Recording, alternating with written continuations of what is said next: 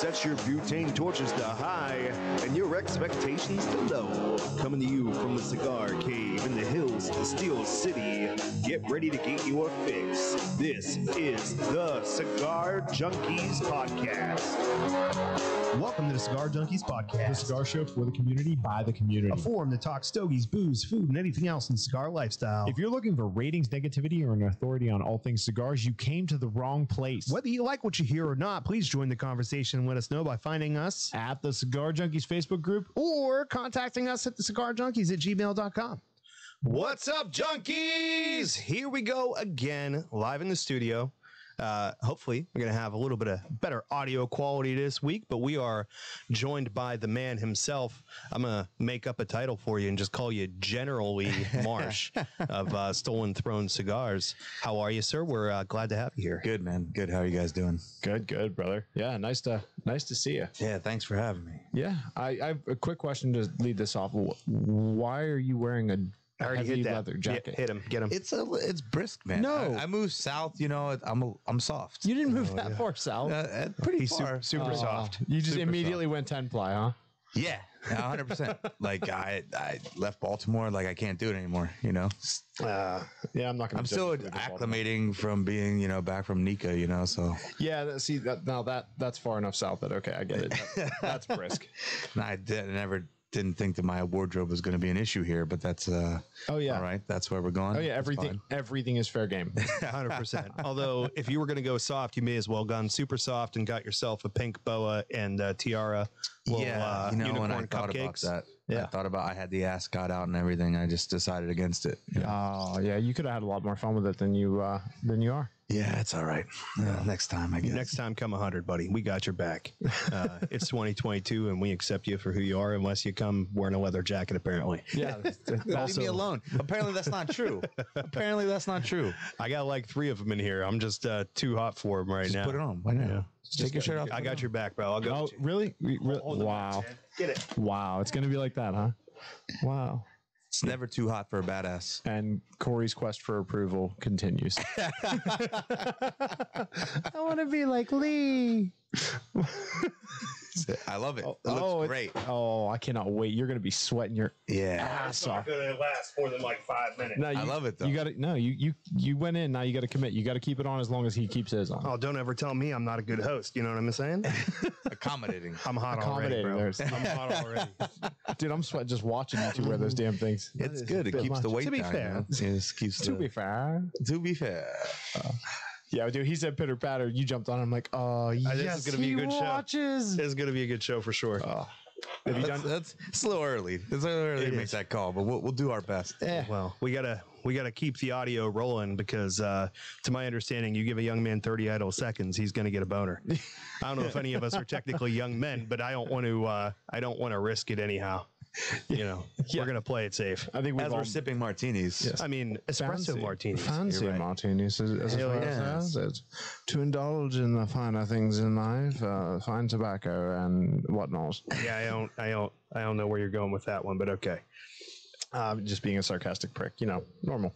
I added some new buttons. It's more our style. You and your goddamn buttons. It's how I entertain myself through the show. If I start to get bored, I'll just go, ooh, buttons. Yeah. So if you're talking and he starts pushing buttons, you're boring. That's what he's basically declaring. I accept this. That's not true. Sometimes I might be accentuating. You know what I mean? Like I'm just trying to get in there and put the exclamation point on the end of your statement. That's it. That's it. It's like mood lighting. I sit here and I feel like it's my birthday. I can turn it up a little bit. You never know. You never know. I'm not going to go too heavy, bro. It doesn't matter. I can't hear anything in my headphones. No? No, these are just for show. Oh, really? Shit. You should have said that at the beginning. Yeah, that does help. We do one of those. How's that feel? It's great. Is that better? Can you actually hear it now? Yeah. I was just going to do it. I was just going to roll with it. These aren't real. These aren't real. These are fucking wrong. Welcome to the Cigar Junkies, where everything's made up and the points don't matter. Yes. No real headphones. We couldn't afford a fourth set in the budget, or a third set, I guess. Yes. Counting is hard. Those are paper mache. Yes. I award you no points, and may God have mercy on your soul. Yeah, and then he goes with Billy Madison. Oh my God, this is fun. The penguin put him up to it, Yeah. You warm yet? Oh, I'm warm. You're warm? I'm okay though. You can take it off. I'm just going to have to drink faster, that's all. Is that? Oh God. That's not how you... That's not how that works at all. I'm pretty sure it is. Go for it, babe. Listen, I'm not afraid to It's his house, baste in so- my own juices. It'll be all right. Your body, your rules, man. I do not get BO. I'll just say that I emanate other smells that are unpleasant, but BO has never been a struggle for me. So You don't have a nice musk? Is that what you're saying? No. lack Well, musk. my wife always says you smell like a big cigar. Like, okay, Yeah, I mean, I got no problem with that. Like, I'm sorry that you do. I'm sorry for the I inconvenience. assure you that even when you own a cigar company, they still say that. Yeah. Yeah, Oh, it yeah. doesn't matter. Yeah. I still complain about it. Yeah, no good. So we don't know pretty much anything about you. You married? I am married. I have 2 children. Nice. My wife is actually from Western Pennsylvania. She's from Greensburg. We met at college. We went to Washington Jefferson College, not too far from here. Oh, wow.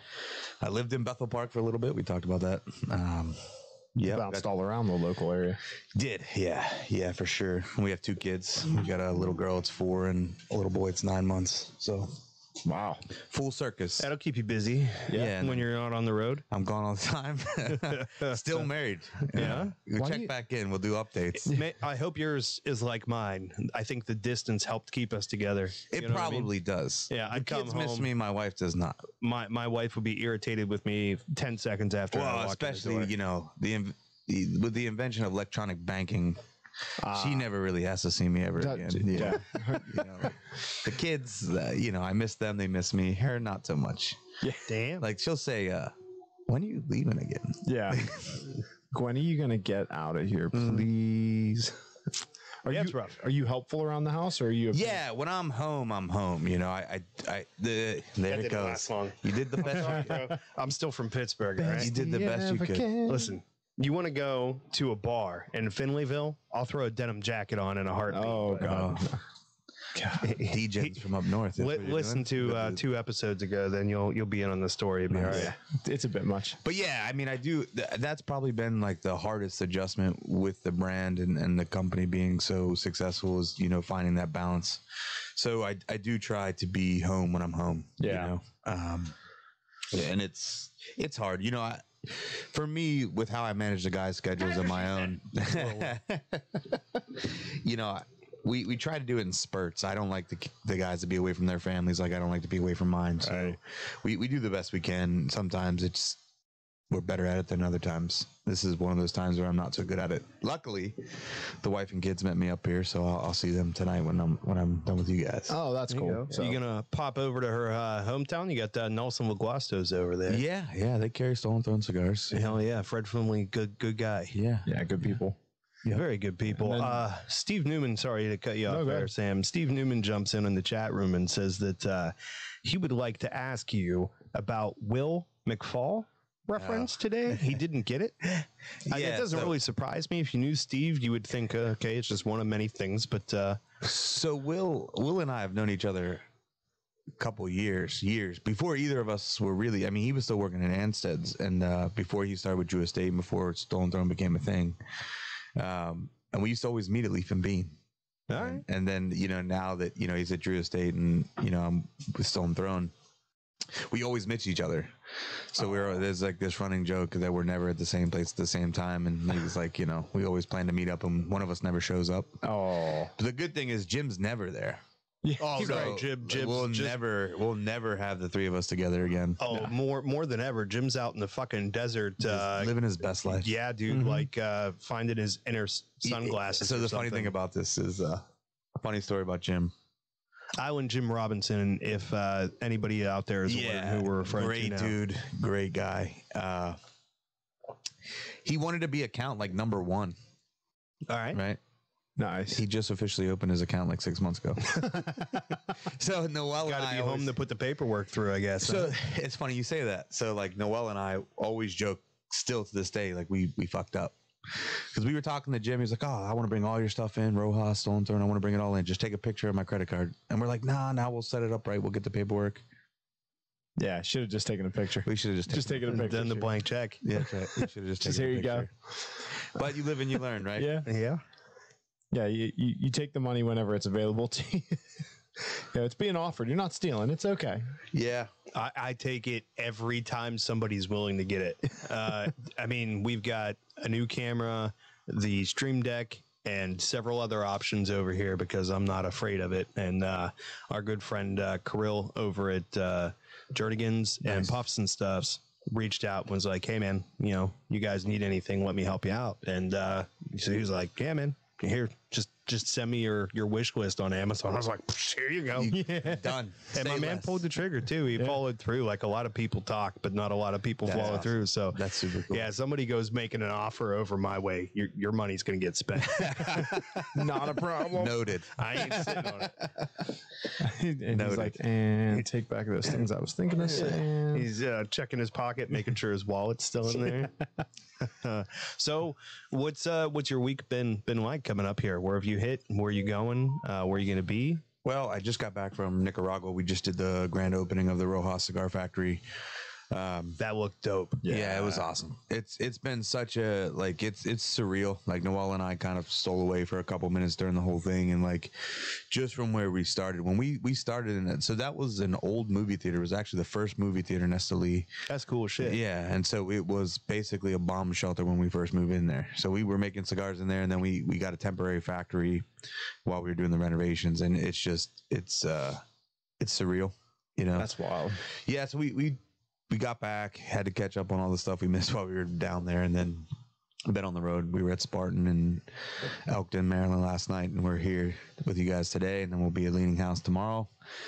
Go home for a couple days, and I'll be back on the road. I'm in St. Louis next week, I think. I don't know, man. I don't even manage my own schedule. The guys, they populate where I got to be. You just look at your phone and go, okay, I got to go here. Yeah, dude, I'm just a show pony. I would operate so much better that way. It's great. The little bit of success I have is because my wife is like pointing me in different directions. Yeah, I mean, so Josh, Josh is my chief of staff. He's been with me from day one. He showed up at our very first event and basically told me that without a restraining order, he's not going to leave.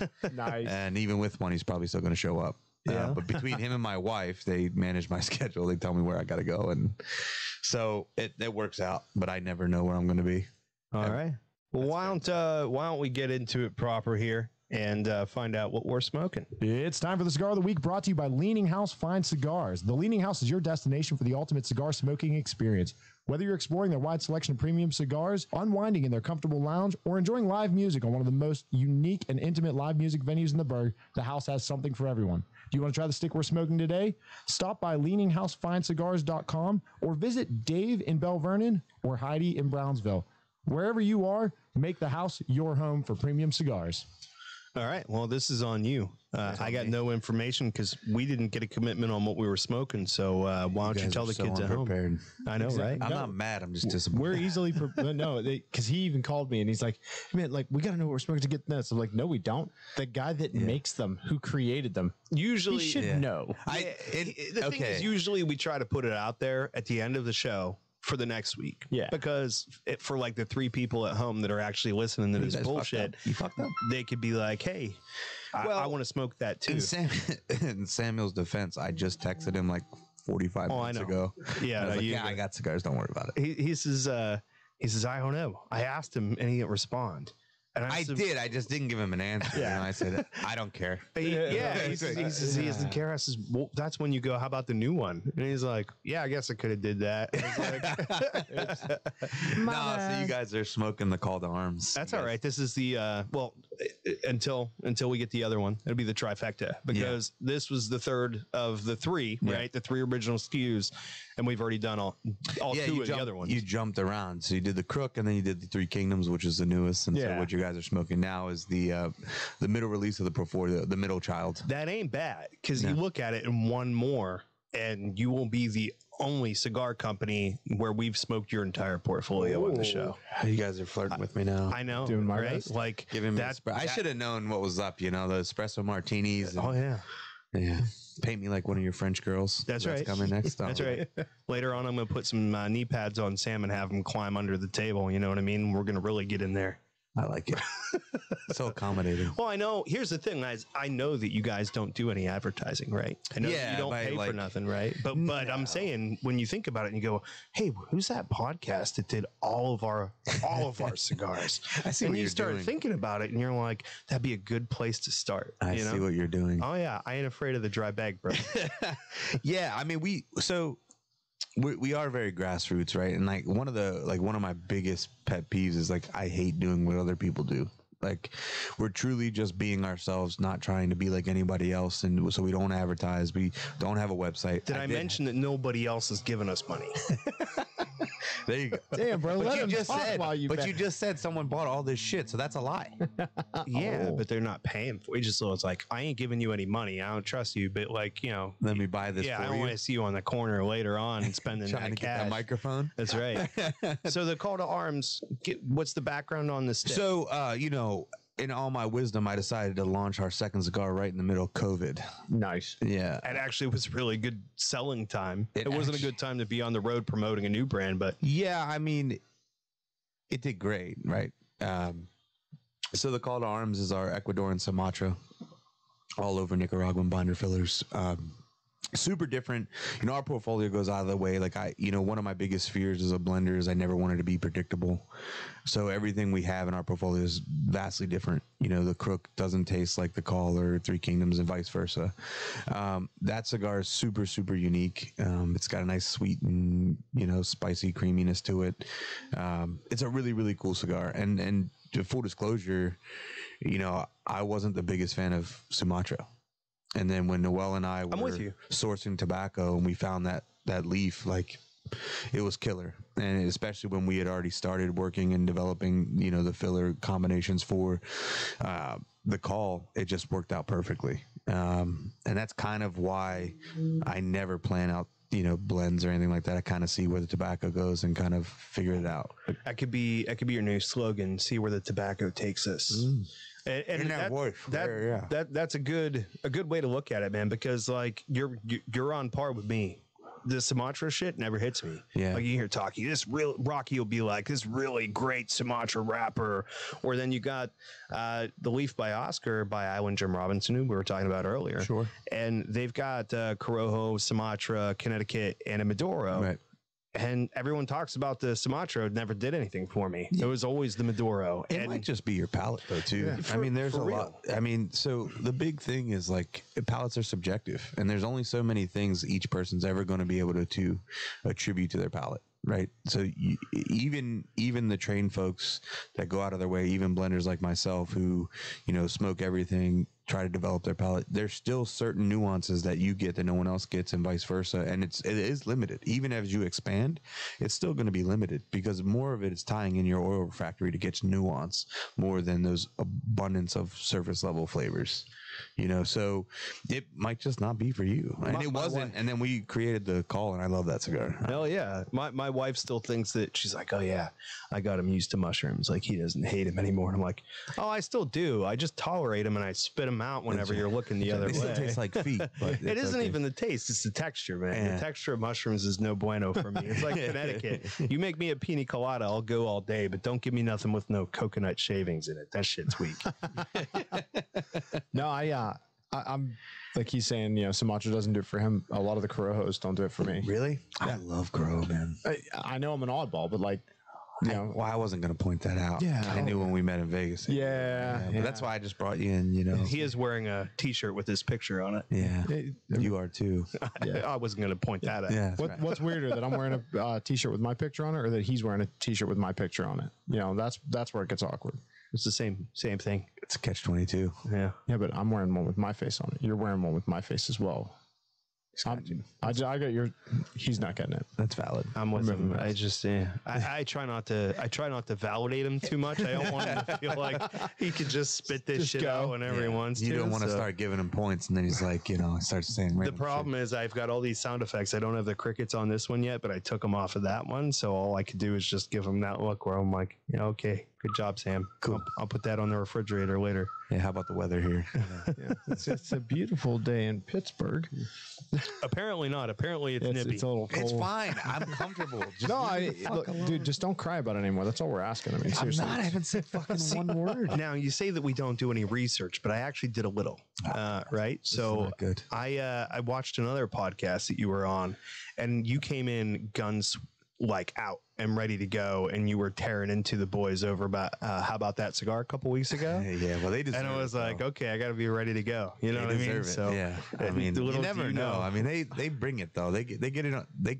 They had it coming. Yeah, Yeah. oh, I'm sure they did. Yeah, they but had it we coming. are very much in that wheelhouse of like-minded individuals. So Sure. I was like, okay, we're gonna have to dig into them right away. Yeah, like that's right. how You we're gotta gonna get get me along. before you get got. I understand. But here's the difference, though. I'm not going to be a dickhead. I ain't going to ask you about your grandpa's car collection. I ain't going to get you to try to fucking That was fucked cry up, on right? the show. That was fucked up. I'm sitting here like, what the fuck is this shit? He doesn't bro? know. I Like, mean, he like my wife got kicked out that night. She's out. She's living at the Motel 6. I like asking questions that people don't expect. You know what I mean? Like, when was the first time a man touched you? You know what I mean? But I ain't going to be like, yo, fucking, how about that dude that raised you and shit? Like, isn't it sad that he said some shit to you? Like, that's fucked up, man. Yeah. Like, No, it was crazy. good, right? Like that's emotional manipulation. Yo, he was all up in He your put time He in. was, shit. but so okay. So the He went- caveat is like, you know, I've known them a long time, right? So we Yeah. had like a strong relationship. Like he's not gonna get punched in the face next time. I thought about it, but I won't. punch him in the dick and Yeah. You contemplated it. I won't. No, I think the you know we're not going to push you with those kind of questions. Like he said, it's going to be more of what's Well, your I don't give a shit, man. It's fine. what's your opinion of the rectum as a whole? It serves its purpose. Frankly, I think it stinks, but I mean that's you, man. Do you? That was lowbrow. You're better dude, than that. no, I'm You not. are better. Dude, no, you have not watched the Cigar Junkies. Good job, Sam. Nice Spilled all over shot. my leather jacket. Oh, thank no. God you had that How are you on. going to keep warm? I don't know. That shit sucks. I gotta What's catch a chill ironic now. is that I went to that as my way of trying to do any kind of prep because, and this is a commonality in the cigar industry. Like I try to do a little bit of digging before we have a show, but I have a full-time job, you know, and so, this really can't occupy too much of the time without getting me in trouble. So I'm like looking for any information out there on you guys, and I'm getting very little. I find your sticks for sale on websites and stuff, but there's not much out there. And I'm like, all right, what about other podcasts? Maybe I could like listen to some of the shit that other people have asked or whatever. And so I jump into, just so happens I jump into that episode. Yeah. And I was like, wow, this guy must have been like pulling up your MySpace page and shit. No, you know what he did? The asshole. He was like texting my wife and like all our friends and stuff like that, So like, but he did, however, I will say this for Garrett, he did get the Stolen Throne logo tattooed on his arm. Oh, there you go. Yeah, so he saw, I have the crook tattooed on my inner bicep, and he put Duncan on there, and he sent me a video, and I was like, you ready for that? He goes, yeah, I could do it. Sends me a video and goes, this fucking sucks. I said, I told you, it's not good. Yeah, this is not a logo that I would put on my body. Not with an attitude like that, man. No, well, I actually made. So what's ironic is I made an alternative logo, right? That just had a design on it, and it's just like a hand holding a cigar. And then Sam in a gimp mask or what? Wow, yeah, it's a surprise. I don't ruin it. Don't tell people it's in there, but it's in there. So the thing was, it was like we're not going to want to walk around with a shirt with our face on it because that shit would be awkward. So I'm going to make an alternative so there's a shirt for us to wear. Yet here you are. We both have it. We never wear it. We always wear this one because you don't know how fun of a conversation starter it is whenever we introduce the other person to somebody. Yeah. Like I'll roll in the Leaning House for one of the concerts and shit, and he'll be like, "Oh, hey, this is Corey. He's the guy that does the podcast with me," and just quick introduction or whatever. And I'm like, "What's up, man?" He's like, "Who are you?" And I'm like, "I'm the other guy on his shirt." It's a fucking awesome way to introduce yourself. Can I tell you that I like that your shirt looks like it's from Woodstock 94? Yeah, he Like, I hasn't can been following the washing instructions as well. Like, I can see your nipple through the shirt. Thank you. It's a nice nipple, though. Yeah. I will get that brown spot looked at, though. Damn. Wait, left or right? Yes. Oh. Damn, he said he knows me. Yeah, we. Life finds a way. I didn't have anything. You more always relevant. use that at the weirdest moment. That's Did what you, I do. did you tell him about our part of my time in job. Vegas? Are you the one that mounted him? I did not. I wanted to, and then he freaked out. He got all scared. And I said, I know it's not your first time. You Oh, you yeah. got air though behind. Oh, I did. I was in it. He was, I was in in the it. Air Force. he You was know it's not committed. his first time. Yeah, I know it. He was committed, hands on shoulders. Even that week, it wasn't his first time. So, and we had a saddle in the. I tried to make it the most accommodating I could. We had a saddle in the booth and everything. I tried to. I'm gentle. And I did get.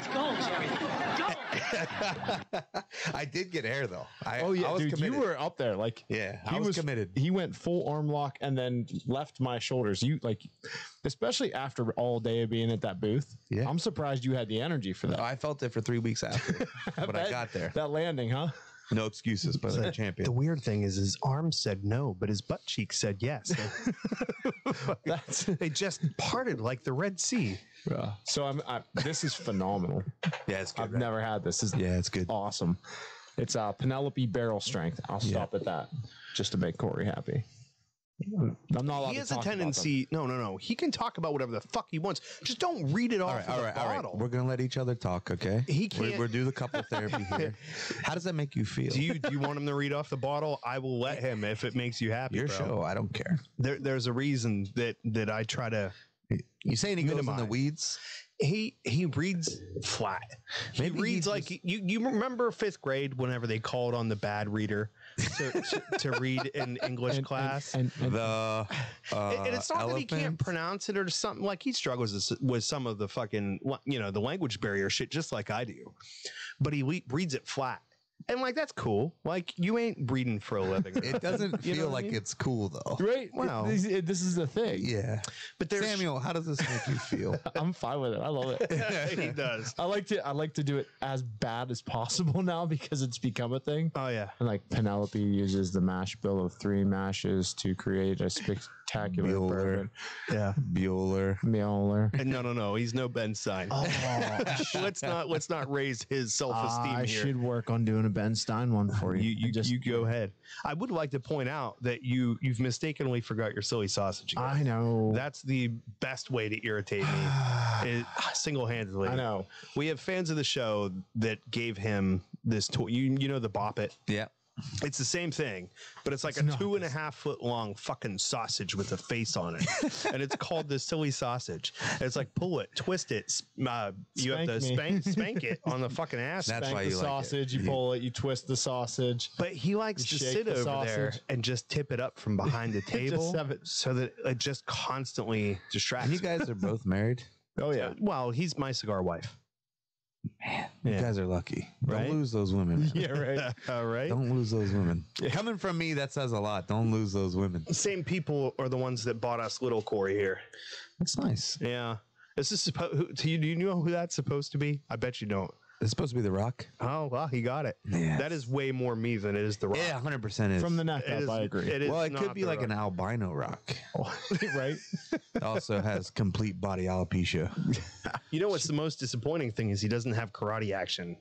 You know what I mean? Can't have it all, man. All that money. That thing's heavy too. Yeah, it's stout. Yeah. It's got some oomph behind it. So Wow. yeah. We're rocking and rolling. What else are you? What are you smoking over there? I'm smoking the Crook of the Crown. I did have a call to arms when I got here, and then I moved on. He moved on from it. That's all right. We don't mind burning through it, man. If we get 2 or 3 in here, that's okay with me. I'll go back to it. I'm on like a 10 cigar a day Oh wow. kick, so yeah, we're gonna get through some cigars. I've There been you go. trimming back on how much I smoke because I'm like, all right, I'm Why? just smoking to smoke. Because I like. Well, yeah. What the fuck is He's fucking got you there, bro. what are we doing here? The snozberries taste like snozberries. Call them out. Oh, that's another my button I kids need say to that one all the make. time. Yeah. There's a whole bunch of them from Super Troopers that I've been dying to do. That Gold Littering Jerry and- Gold, I've been talking about that. Littering and And smoking the reefer. Who wants a mustache ride? I do. I do. I'm in danger. Oh, 100%. You better call your attorney. Just fucking. He's never get out- gonna believe it wasn't me this Just time. get out there and get ahead of it. never right? gonna believe it You're wasn't like, me. no, these fucking cigar So- junkie guys. He's like, yeah, I've Can never we heard talk of about them. these microphones though? What about them? I really like them. Oh, yeah, all right. Like I feel like we're about to cut an album. I told you. I'm feeling really good about it. He comes in here, he was talking about like, wow, this shit's nice. And I'm like, really? Because I always worry that somebody's walking up going like, really, this is it? It's a fucking garage in Bethel Park and like one of the least expensive homes in Bethel Park. Well, I have a very low bar, you know. That's what I appreciate about you. Allegedly. Allegedly. Did you guys ever have some times where's Nope. no? We're just gonna go over there and throw the ball now. I'm too fat to run. There, your sister's hot. I said it. It's official. I'm calling you Squirrely Lee from now on. Squirrely. Squirrely Lee. Just squirrely. Yeah. I accept it. I've been called worse. Oh, dude. That you just gave me a flashback to the oil field days. Because people will fuck with you as hard as they can in the oil field. Anything they can do to get under your skin. And once they get there, they just fucking go into it. So I don't know if you ever watched Sons of Anarchy. Yeah. All right. You remember the dude with no fingers, just thumbs, Chucky? Yep. He always said, I accept that. Yeah. And so people would come up to me and say some fucked up shit trying to get under my skin. And I'd just be like, I accept that. And they'd look at me and just start fucking laughing. You know, it's funny. And it shuts them down every It's single funny you fucking say that time. when you said about the oil field. One of my roommates in Bethel Park actually worked on the oil field, right? And okay, so we know this isn't your first time. yeah. So you guys will actually meet him tomorrow. He'll be there. His name's Beef. Not beef. His name is Beef. His name is Beef. He was he was a fraternity brother of mine. We lived in the house. Oh, Jesus. This is just getting better. How many times did you have him for dinner? That's none of your business. But so basically, we used to give him a hard time. You know, he was like, "Oh, I gotta go to work. I gotta work. Sorry, guys, like I have to work at night." Blah blah blah. We always used to say the same shit, like, "Should have tried harder in school, Beef." So, but every time he would come home, we would play Aaron Tippin's Hard Hat and a Hammer, and he fucking hated it. So I don't know why I thought about that, but I just thought it was Bethel Park and the oil field. Maybe, I don't know. See, you guys fucked with him, but I guarantee you, Beef was making way more bread than you. He was doing all right. Oh yeah, we were all doing really, really well, but he was doing well. Oh yeah. So that's so we talked about real quick about I changed careers this year, and I went into U.S. Steel. So there's a new manager meeting, and there's like 15 people sitting around the table. And if I did this on the show before, I'm sorry, but it's relevant to the conversation. So they're going around. I'm literally the last guy, right? Everyone's introducing themselves.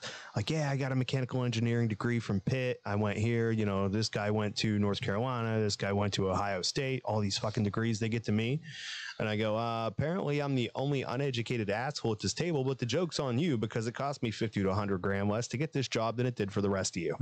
So, I mean, you want to fuck with the uneducated. I mean, you know. You felt pretty good in that moment. You felt how do them student loans feel? You know what I mean? I mean, they feel great now that everybody else God paid for them. forgiveness. Yeah, that's right. That's right. I got your back. I pay off your fucking student loans for you. Well, mine were paid for, Dick. Thank you. You didn't pay shit for me. So you'll I do have multiple. So you won't pay too. for They're just advertising, insulting me. but you'll pay for dick. That's what I heard. Wow. It's getting personal very early. I'm gonna need more of those martinis. All right, we can do that. Let's go ahead and break into our next segment and see if we can give some room. Oh yeah, there's segments. I told you we got tempos, bro. This is Sam's favorite because I don't the think music. you understand how tempos work.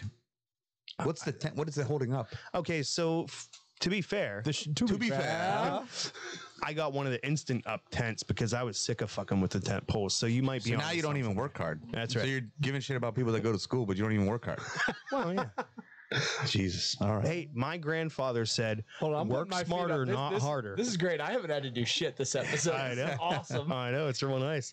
All right. So let's go ahead and get into the news. It's time for the cigar news brought to you by Tom's Penworks. As a cigar smoker, you appreciate luxury. And as a premium cigar smoker, you appreciate handmade craftsmanship.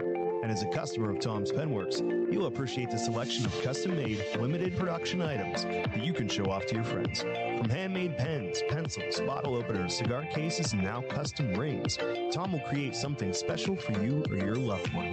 Find him on the web at etsy.com/shop/Tom's Penworks. And as always, you can find the link in the description for this episode. So the funny thing is, you don't know that I cut to the camera that's close up on you. Nice. It's just to see all your you. reaction. The benefit here is he didn't even flinch. No. He hates that music. He said it sounds like porn music. I think that's our most professional sounding ad we have of the two. I mean, so you don't like. Okay, so now you're being judgy. Like that's what you're going to be judgy about. Mr. My nipples are popping out. Yeah, But they're I can nice see through your nipples. shirt, man. They're nice nipples. I mean, it's a nice commercial. You're basically wearing the shirt from the brother from 50 First Dates. Like, you know that, right? Dude, I fucking can you come every week? Yeah, dude. References are on point, man. Hold on, I got you. I understood that reference. All right. Without further ado, let's get into the news. Alec Bradley double broadleaf made with broadleaf binder and wrapper is the third smoke in the Alec Bradley Cigar Company's experimental series and the first full line release since Project 40 Maduro. The smoke was shown at PCA trade show in July and is now shipping to retail stores. Davidoff of Geneva has added a large new size to its Zeno Nicaragua line. Sam wouldn't know anything about that. And it's headed to retailers on Thursday. Like the rest of the Zeno Nicaragua series, the new 6-inch by 60 ring, well, it sounds like they got you doubled there, buddy. Gordo consists of an Ecuadorian Connecticut wrapper, a Nicaraguan binder, and a mix of fillers from Honduras, Nicaragua, and Dominican Republic. The Gordos come in 25-count boxes and bring the line up to 4 sizes. The other Batolas being the short torpedo, Robusto, in Toro. I don't know why it's a short torpedo. Is it just still a torpedo? Yeah, that Like it. so ask him. Does size matter? Let's clarify. Yeah, of course. All right. Yeah. How about Fuck shape? you then. No, I'm against you. I was with you for a little bit there. Vahaje brings back the Mexican wrapped pina. Like the original release in 2017, it made it in the Dominican Republic at the Ernesto Perez Carrillo La Alinza factory. I don't know about that last one. When the Pina came out, the collaboration was marketed under Viaje's white label series, but brand new owner Andre Farkas tells the company, wait, Farkas, I feel like that's a Seinfeld reference right there. Isn't that the guy that made the dresser that the Japanese guys were sleeping in? It's a Farkas, something like that. It's a Farkas. It's something in there. I know that for sure. Let's go, Jerry.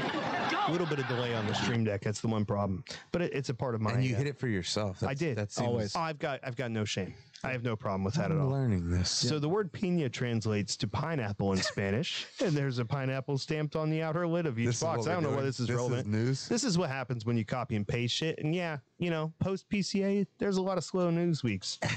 All right. So last and finally, we have a pair of high-end coffee table books from the author Aaron Sigmund, published by Aseline. I'm assuming that's how to say it, are coming out ahead of the holiday season in celebration of the 110th anniversary of Arturo Fuente. The first one's called Arturo Fuente since 1912, and the second one is Arturo Fuente from Dream to Dynasty. I can only see Cosmo Kramer's coffee book with coffee legs. Right? Yes. And if you don't have a coffee table, It turns into one. it turns into one. Damn right, Regis and Kelly. I think it was Kathy Lee in those days. I'm not even sure. Yeah, it was Kathy Lee. But those- This is I coming tell you off what, the rails. I found that There are no that in rails, the man. news section, and I was like, yo, those are some pretty fucking books, but they're pricey as shit. Oh, I'm The sure. big one's like over $1,000, and the smaller one's like $75. Yeah, I'm all right. You sure? Oh yeah, you can just look at the stains on my coffee table. We'll talk about those instead. Be like, yeah, I bought this $500 coffee table, and then I came home the next week, and there was already coaster, no coaster marks, I suppose that would be. That's right. Oh yeah, and then there's Water rings is what when the wife and daughter do their manicures on there and shit. There's all kind of polish. you know you're still running like the straight lead cam right now, right? Yeah. Oh, I got no problem Okay. with that. Does anybody else want to look at us? We can go ahead and jump back in. Nah, probably not. No. They've I don't have a good side, so that's okay. Yeah, that doesn't Ah, matter. come on, man. Don't beat up on yourself. You're a good looking dude. You just look a little silly with that jacket is all. I look great in this jacket. I mean, it's a go. Hey, is it a nice It's jacket? a fucking nice jacket. Great jacket. That's a great jacket. Shit. I'm in danger. Oh yeah. And for the record, there's nothing I can't turn into a Seinfeld reference. So Yes. just be prepared I for that. appreciate that about you. Yeah. Is that what you appreciate about me? I appreciate. See, I got you on that one. You left me hanging earlier. I was like, oh, he I fucking can't left give me in it. the wind. I can't give. I gotta make you work for it, or you won't respect me. Well, he's not going to respect. That's what she said. He's not going to respect you, anyways. I promise. I'd say you could pull his hair a little bit. I've to been try and help, working but- for 16 years, and I still don't get it. Yeah, I understand. Yeah, he keep at understood it. that reference. Just keep at it, buddy. Pitter patter. Let's get at it. Oh shit. So, what? Well, I try to avoid the standard questions, but like, how did the whole thing come about for you? Right? Like, how did you go from a civilian to? I'm dumb. Yeah. Well, No, I mean, you have to be willing to bet everything and lose a certain amount of money in the beginning, like this fucking asshole over here is currently doing. you gotta be a little bit plucky. Oh, yeah. But the thing is, you basically, I get that question a lot in terms of like, not even cigar related, just about starting a business. And realistically, the biggest and most difficult part is taking the risk. Starting. Like, and it's like, And it's not a risk that you should advise a lot of people to take, no, right? fuck no, it's so dumb. It's so dumb. And because the thing is, right, like you know, JR and I were super lucky to be successful at other shit. So like the last thing we really needed to do was spend a lot of money, time, and risk on starting a new company. But, you know, at the same time, the opportunity and chance, it gets to a point with the grind, right? You can, I know you can relate to this. Everyone really can. The grind, especially when you find yourself in a position where it becomes monotonous because you just happen to be good at what you do. Yeah. You don't love it, but it pays well. It pays the bills. I mean, it becomes such a drab. And so that chance to chase something that you're truly passionate about, like, don't get me wrong. Like if we really broke it into, like, you know, we talked, yeah, we're successful, but if you really broke it into like what I get paid on an hourly, that's not a conversation we really want to have. No, for right? sure not. So, like, that's when in 10 years when you're an overnight success, that's when you can have that like, oh yeah, no, I get paid well now. Yeah, I mean, but right now you are, and see, like that kind of slumming pisses me off too a little bit, because a lot of people look at the brand and say it was an overnight success, and I can see it from a standpoint of a commercial standpoint. But realistically, what people don't understand is the years before that we were just busting our ass, where we weren't making any money, we're spending money, getting all our ducks in a row. Like there was like 5 years, man, where we were just traveling, learning, getting our ducks in a row with like potential. Well, is the FDA going to fuck us? Are they not going to fuck us? That's a big so, question mark. Those were huge things that like we put time and effort into. I mean, the crook was done for, I mean, we worked on the crook and blended it and kind of smoked and did quality control for like a year and a half, almost 2 years before we ever released a cigar. Right? Like, you know, I love that people really love the Call to Arms, but that cigar almost, I mean, sorry, the Three Kingdoms, that almost ended me. That took me 3 years to make that cigar. Yeah. And, you know, like, so I appreciate the support. I love that people are behind the brand. It's unreal. It's surreal, to be honest. But we busted our asses, man. Like, you know, like the time and effort away from our families. Like, you know, I always tell people, like, you know, my daughter learned to crawl. I was in the Middle East. She learned to walk. I was in Switzerland. I was in Nicaragua when she started saying daddy. And like, you know, so you can't fail. If you fail at that point, all that was for nothing, and you can't get that time back. Oh, yeah, 100%. And so, you know, but at the same time, I'm invigorated every day. I mean, people cringe at my schedule, but that's what it takes to run a business. I mean, I'm up every day at 4:30.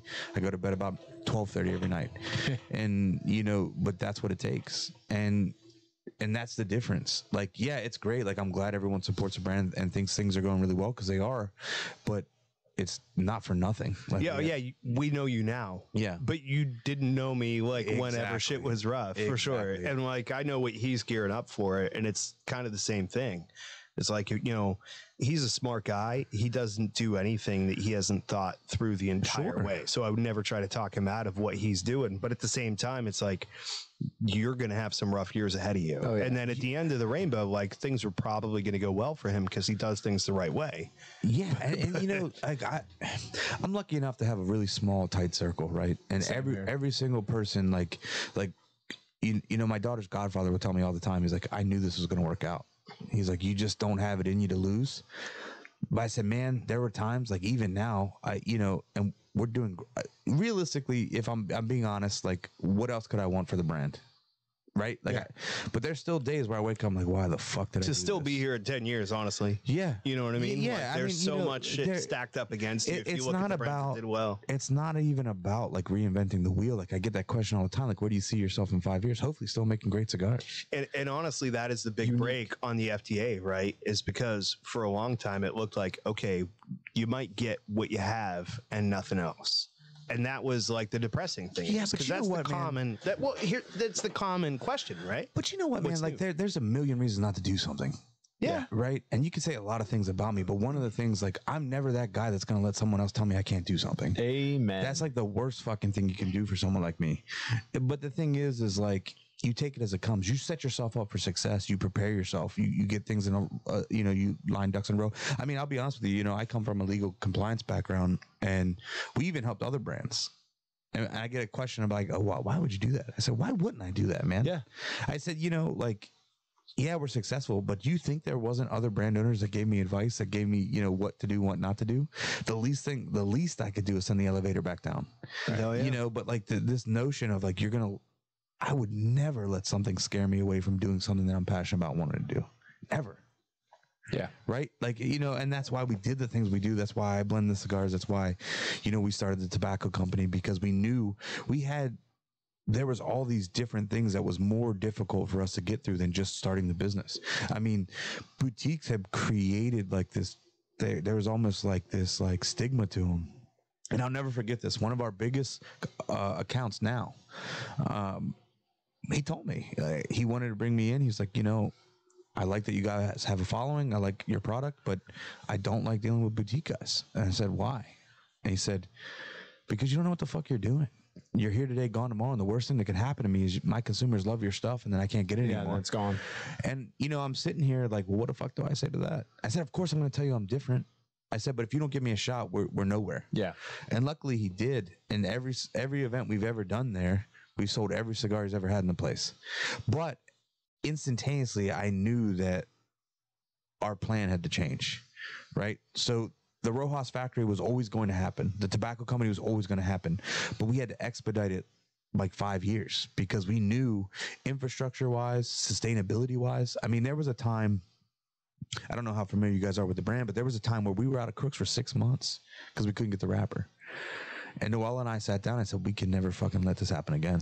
And so instantaneously, I had to drop a shit ton of more money to start a tobacco company so that we can grow our own tobacco, source our own shit, so that never happens again. And that's what people don't realize. Like, you know, yeah, it's great now. It's awesome now. I get to go and hang out and shake hands, kiss babies, whatever. But like, there's sleepless nights. You're dropping a shit ton of money on a dream. Yeah. Oh, yeah, for sure. On Right? shelves. That's mine right now. Yeah. And shelves for the humidor. Oh, I'm yeah. like, wait, how is a third of my budget just the shelves, not the humidor itself? Not. But you know what, man? And I said this the other day, and it's true. The tax on regret is so much higher, Right. on the price for success. Yeah. And so there's no such thing as being halfway pregnant, right? So you're either in or you're out. And for me, if we busted our ass, gave everything we had, and it didn't work out, Cool. fuck it. Okay. I did it. I'll take it on the chin. I'll go back to work. I'll do my thing. It is what it is. But at least I know. And I never wanted to be in a situation where I had an out. Like, I bought a cigar from Corey, just put a band on it. It didn't work out. Well, Corey gave me a piece of shit cigar. No, I didn't want that. So now I have no one to blame but myself. I blame the cigars. I make the cigars. Like, if they don't work out, it's all me. Yeah. And I'm cool with that. I can live with that.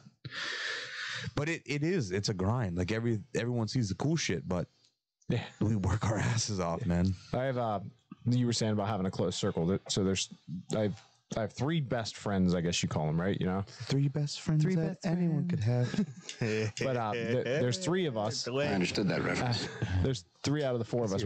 We meet once a month, and you know, one of them is very successful in manufacturing. He makes gun parts. Nice. Very, very, very successful.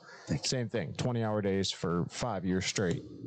Now all of a sudden everybody's like, "Oh my God, he's got it so easy," and it's like, what do you mean now he's got it so easy? Like, he worked his ass off for all these years. He doesn't have it easy. No. Even now. Yeah. It might be better for him than it was 5 years ago. Yeah, so but it's not. Now It's not he's got easy. employees, they're trained, and like, That okay, shit still doesn't matter, man. so like, yeah, so he's not working 20-hour days. It seems like it's easy.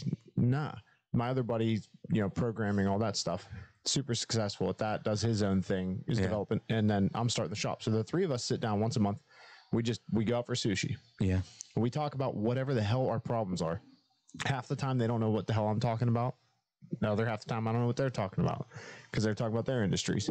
But it doesn't matter. Like, we go out and we just bounce those ideas, and having that support structure of, oh, we're all going through the exact same thing in completely different worlds. Sure. It's fun, and but it's all the same complaints of, like, you know, I sleep 2 hours a night right now. Why? I got 5-year-old triplets. So, like, Holy shit. I'm busy. Yeah.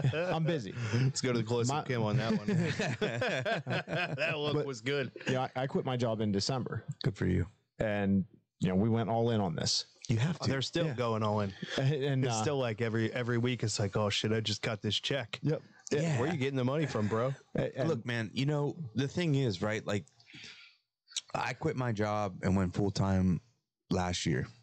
And it gets to a point where you have to shit or get off the pot. that's I mean, because you're not the only one paying that price. Your family's paying the price. Your kids are paying the price. And that's a hard thing to live with, man. And the amount of guilt you're going to feel. So you have to make it fucking worth it. I mean, you know, before we ever launched, and, you know, I was working 160 hours a week. I was working a full-time job and still running a company. Right. And we didn't take a dime. We just kept reinvesting. And that gave us the flexibility to do the factory, to do the tobacco company, to do all these things. Yeah. And it finally got to a point where we had to have the conversation like, okay, Lee, if you can't go full time, like the brand's going to start to suffer. So I was scared shitless, right? And for no real reason, right? We did everything the right way. We had everything set up, but you're still, the unknown is crippling. Can I make a marketing suggestion? Because it came out of your mouth. Sure. So can the next stolen throne be the shit or get off the pot? Because it ties in real well. And I don't know if it was intentional, but I caught the Clerks reference in there. This motherfucker don't know his Kevin Smith, but I do. And I appreciate that about you too. But here's the thing. For the rest of Lee's motivational speeches, you can sign up for his OnlyFans account under General Lee. It'll cost you $7.99 a month. Stop. But he'll tell you how to be successful. No, I won't. So, you know, that's a weird thing, right? Like I don't know what that means. Like when someone's like, and I'll never forget this. Like I was watching, I watch a shit ton of documentaries, right? And I was watching, I forget what it was, like Chef's Table or something like that. But basically this kid, he's like 24 years old. He's like the youngest Michelin star chef in the world. Wow. Right? He's been running like a top 5 restaurant in the world for years. And he said, you know, he's like, I don't know that we're successful. Like, what's that mean? Just because we got accolades or just because, you know, so realistically, I never know what that means, you know, because your definitions are constantly changing. See, it's like the boutique cigar. Sorry. I have a pretty fixed definition for that. Success is, are you happy with what you're doing today? That's a pretty good one. Then today you're successful. Yeah. Success doesn't carry from day to day. Yeah. You wake up in the morning. Like this morning, I woke up, I was just angry. It was just one of those days. Kids screaming, wife screaming. By the time I finished getting dressed, brushed my teeth, got my head on, you're both dads, you know those days where you just wait a little longer upstairs before you go down so you don't end somebody's life. Actually, for most men, it's you stay in the bathroom just a little bit longer. Am I right? Yeah. They wonder why we stay in there so long. It's like, it's the solitude. And then I come downstairs and the first thing out of my daughter's mouth is, Daddy, are you still proud of me for riding my bike yesterday? My daughter rode a bike without training wheels for the first time, first try yesterday. They crush you. Guess what, dude? That bad mood's gone. I'm successful. Why? Yeah. They handle it. Yeah. And like that, now it's a successful day. I don't have to do anything else. Yeah. I mean, the drive as a father and a husband and to be a provider is an intrinsic value that you really can't even comprehend. Yeah. Right. And, you know, my daughter is at the age now where she hates me being gone.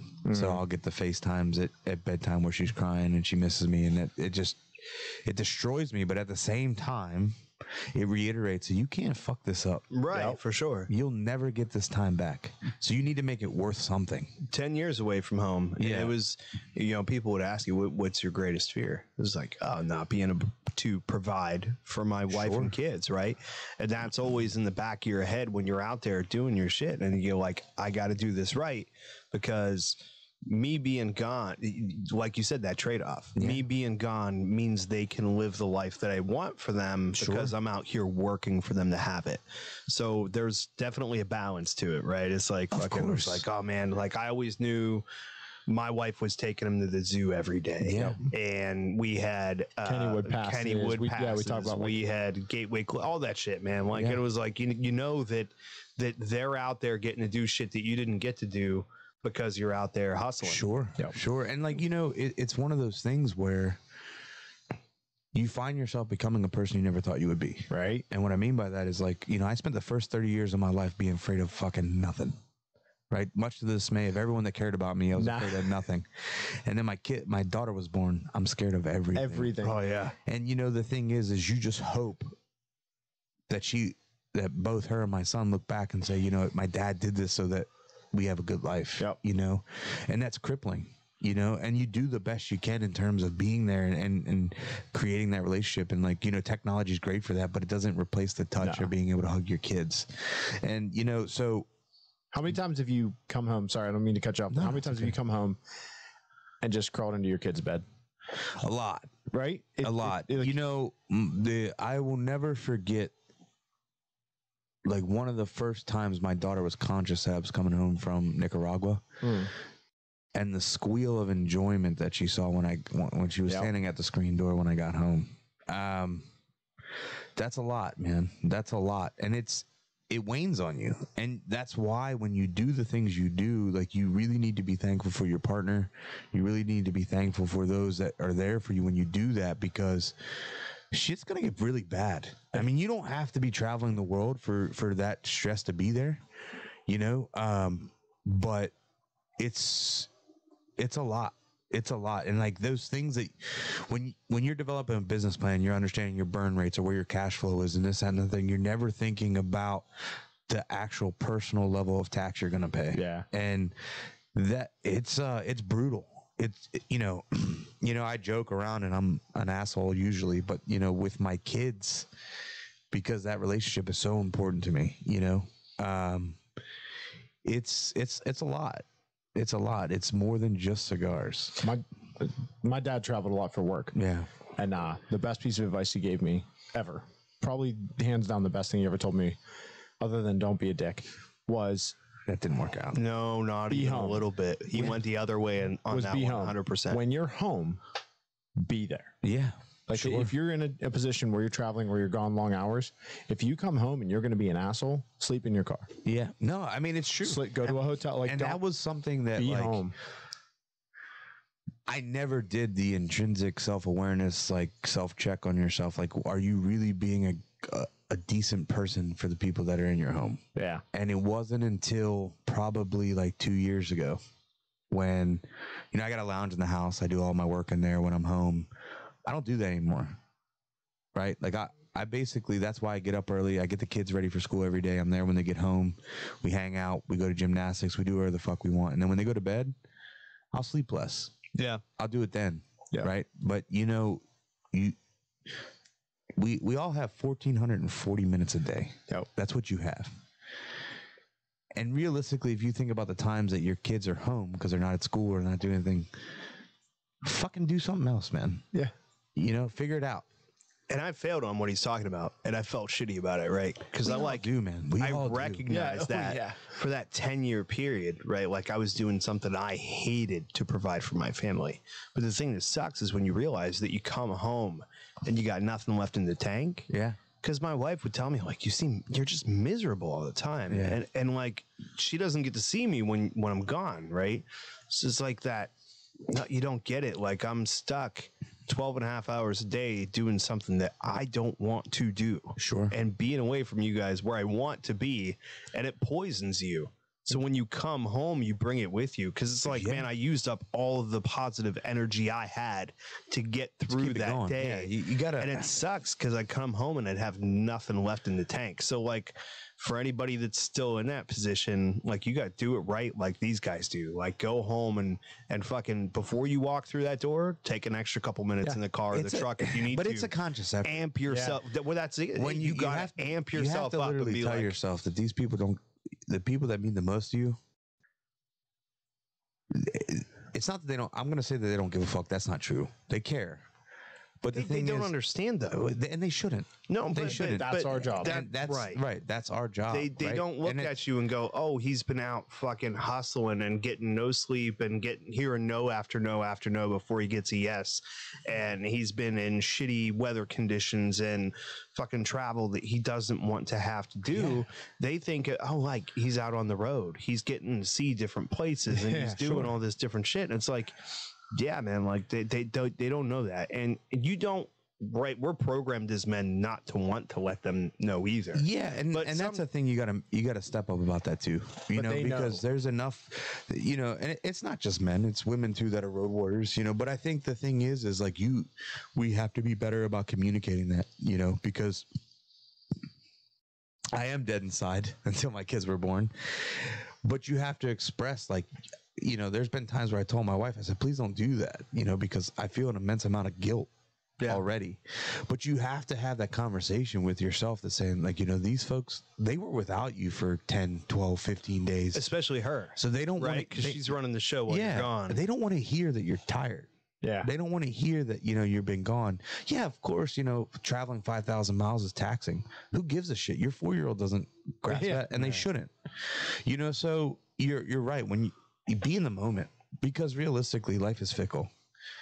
See what we're talking about right now. So this lounge, my lounge was not supposed to happen for another 2 years. Yeah.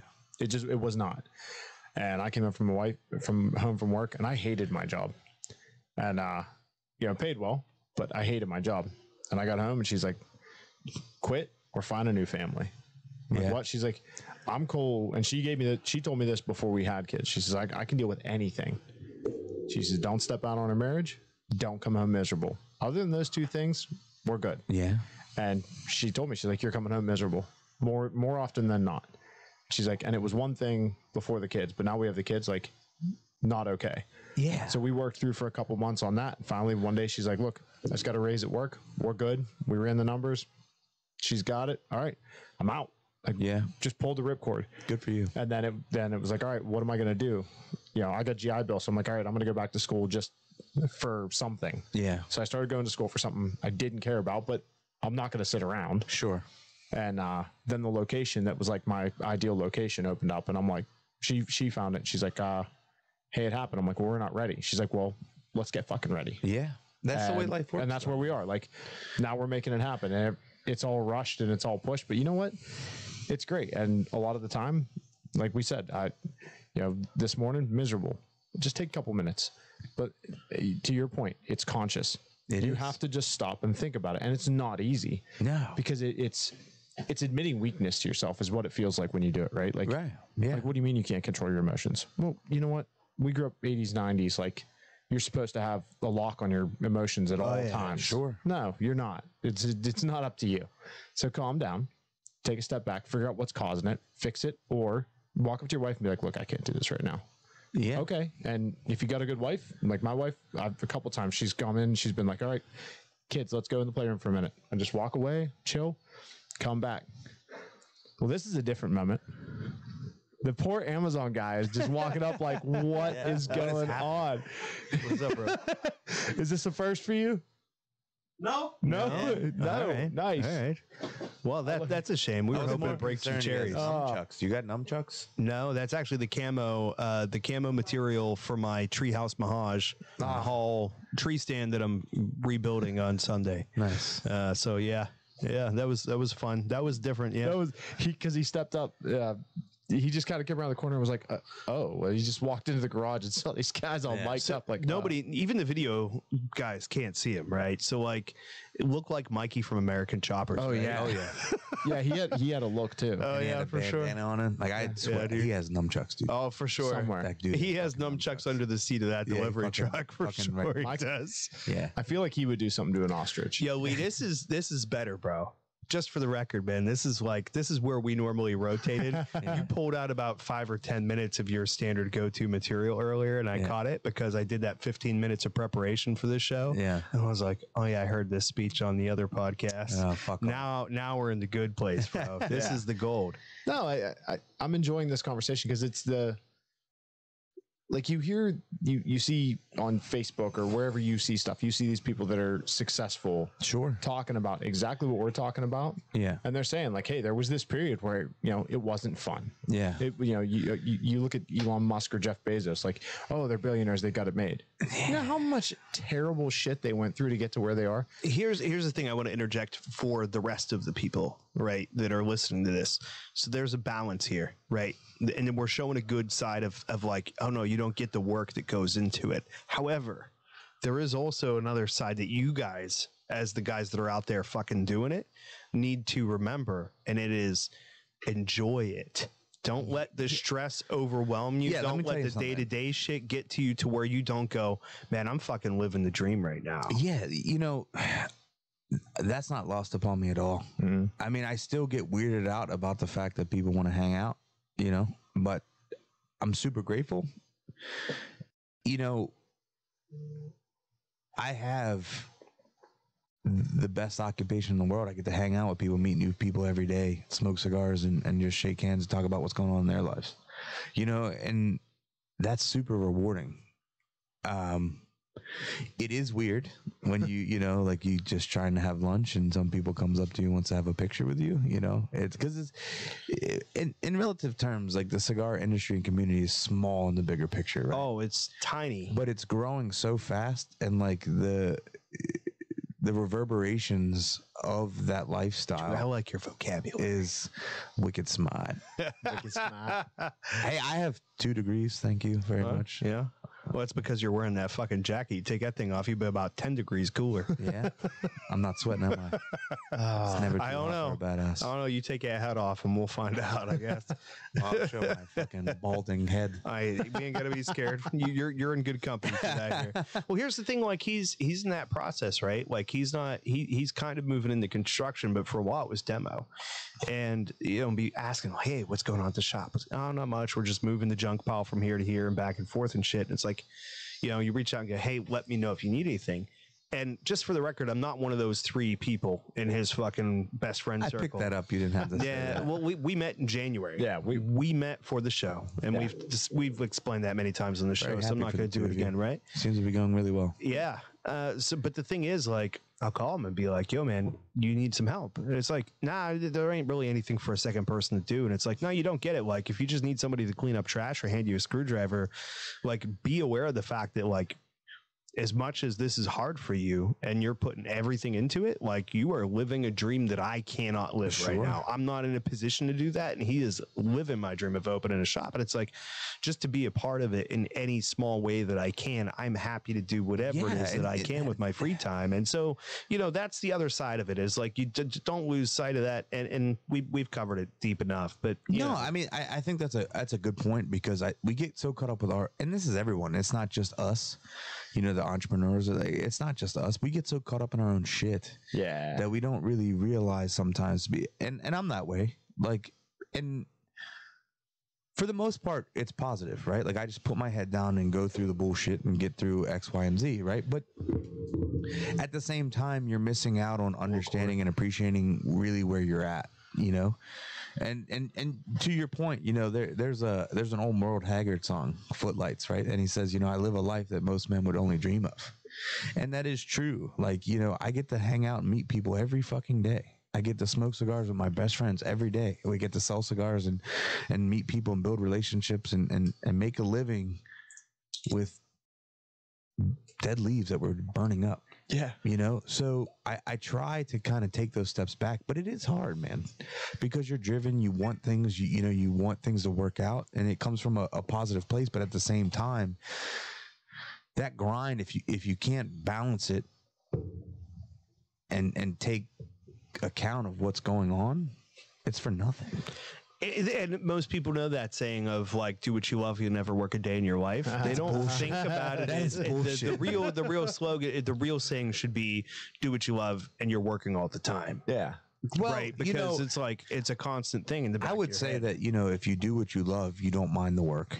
100%. Yeah, because, you know, I'm working harder now than I've ever worked in my entire life. And I've always worked hard. But the trade-off is the immediate gratification is, you know, that you're benefiting yourself. You're doing it for you, not for somebody else. And you know, the weird thing about me is that if it was just me, I wouldn't care as much. Is that the weird thing about you? Not the weirdest. I said weird. He got you there. So I feel like there's some other. But you know, like Phil and Josh that have been, these guys, man, I don't deserve them, right? Like, they will run through the fucking wall for this brand and this company.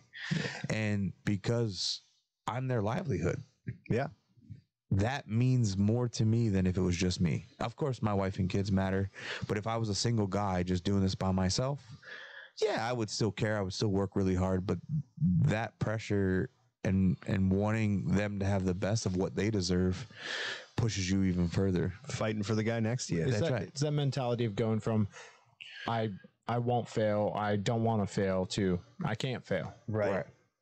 I can't fail. At this point, like, I'm all in. I have to make this shop work. And what I will say, regardless of the outcome, and I believe you'll be successful, but regardless of the outcome, you'll be thankful. Mm-hmm. Because let's say, right, against all odds, let's say it doesn't work out. But at least you know I tried. that you tried. No bullshit, no fucking outs. Like, you tried, it just didn't work out. And you'll be surprised that if that comes, you'll be able to move on with your life. Yeah. But if you didn't bust your ass, you didn't give it everything you got, there's always going to be that what if, and that's a fucking terrible thing to have to pay on for the rest of your life. Well, I bought and sold real estate for a couple of years. Sure. And man, I've lost my ass. Oh, we all do, man. I've lost my ass. And you know, my wife will give me hell for it. Like, I told you. Like, I know you told me, but you know, that backseat driver, you know, Sure. I'm the one that actually trying to, like, because, you know, it gets to the point where you're starting to split the pennies to try and make it stretch a little further on some of these deals. And I lost my ass, and I don't regret losing them. Nah. Because every time I lost money on a deal, I learned something. You got to play to play. You got to play to win. Yeah. And here's the thing. Here's one piece of advice that it's kind of been the most meaningful of my entire life. I had an advisor in college. Him and I came really, really close. And I'll never forget this. He told me, more is lost by indecision than the wrong decision. Right? Because of that exact point. You make the wrong decision, you learn, you fucking get back up, you do something else. Right? But you sitting on your hands and you're sitting on your hands not making the choice or doing something half-ass, there's nothing to win from that. For sure. 100%. Right? And even if you get lucky and it works out for the short term, long term it's not going to work out. One of the big things that we push in the house, and I'm a big driver on with the kids, is why do we try? So we can fail. Yeah. My wife, she was hesitant on it at first. Like, what do you mean you're telling them to try so that they can fail? Well, if you're doing something you know you can do, you're not really trying. You're doing. We're trying things that we don't know if we're going to do it or not. So why do we try? So we can fail. Why do we fail? So we can learn. Why do we learn? So we can do it better. Right. Like that's the progression that I want my kids to understand, and I want them to keep that in their mind. Like, but think about it, right?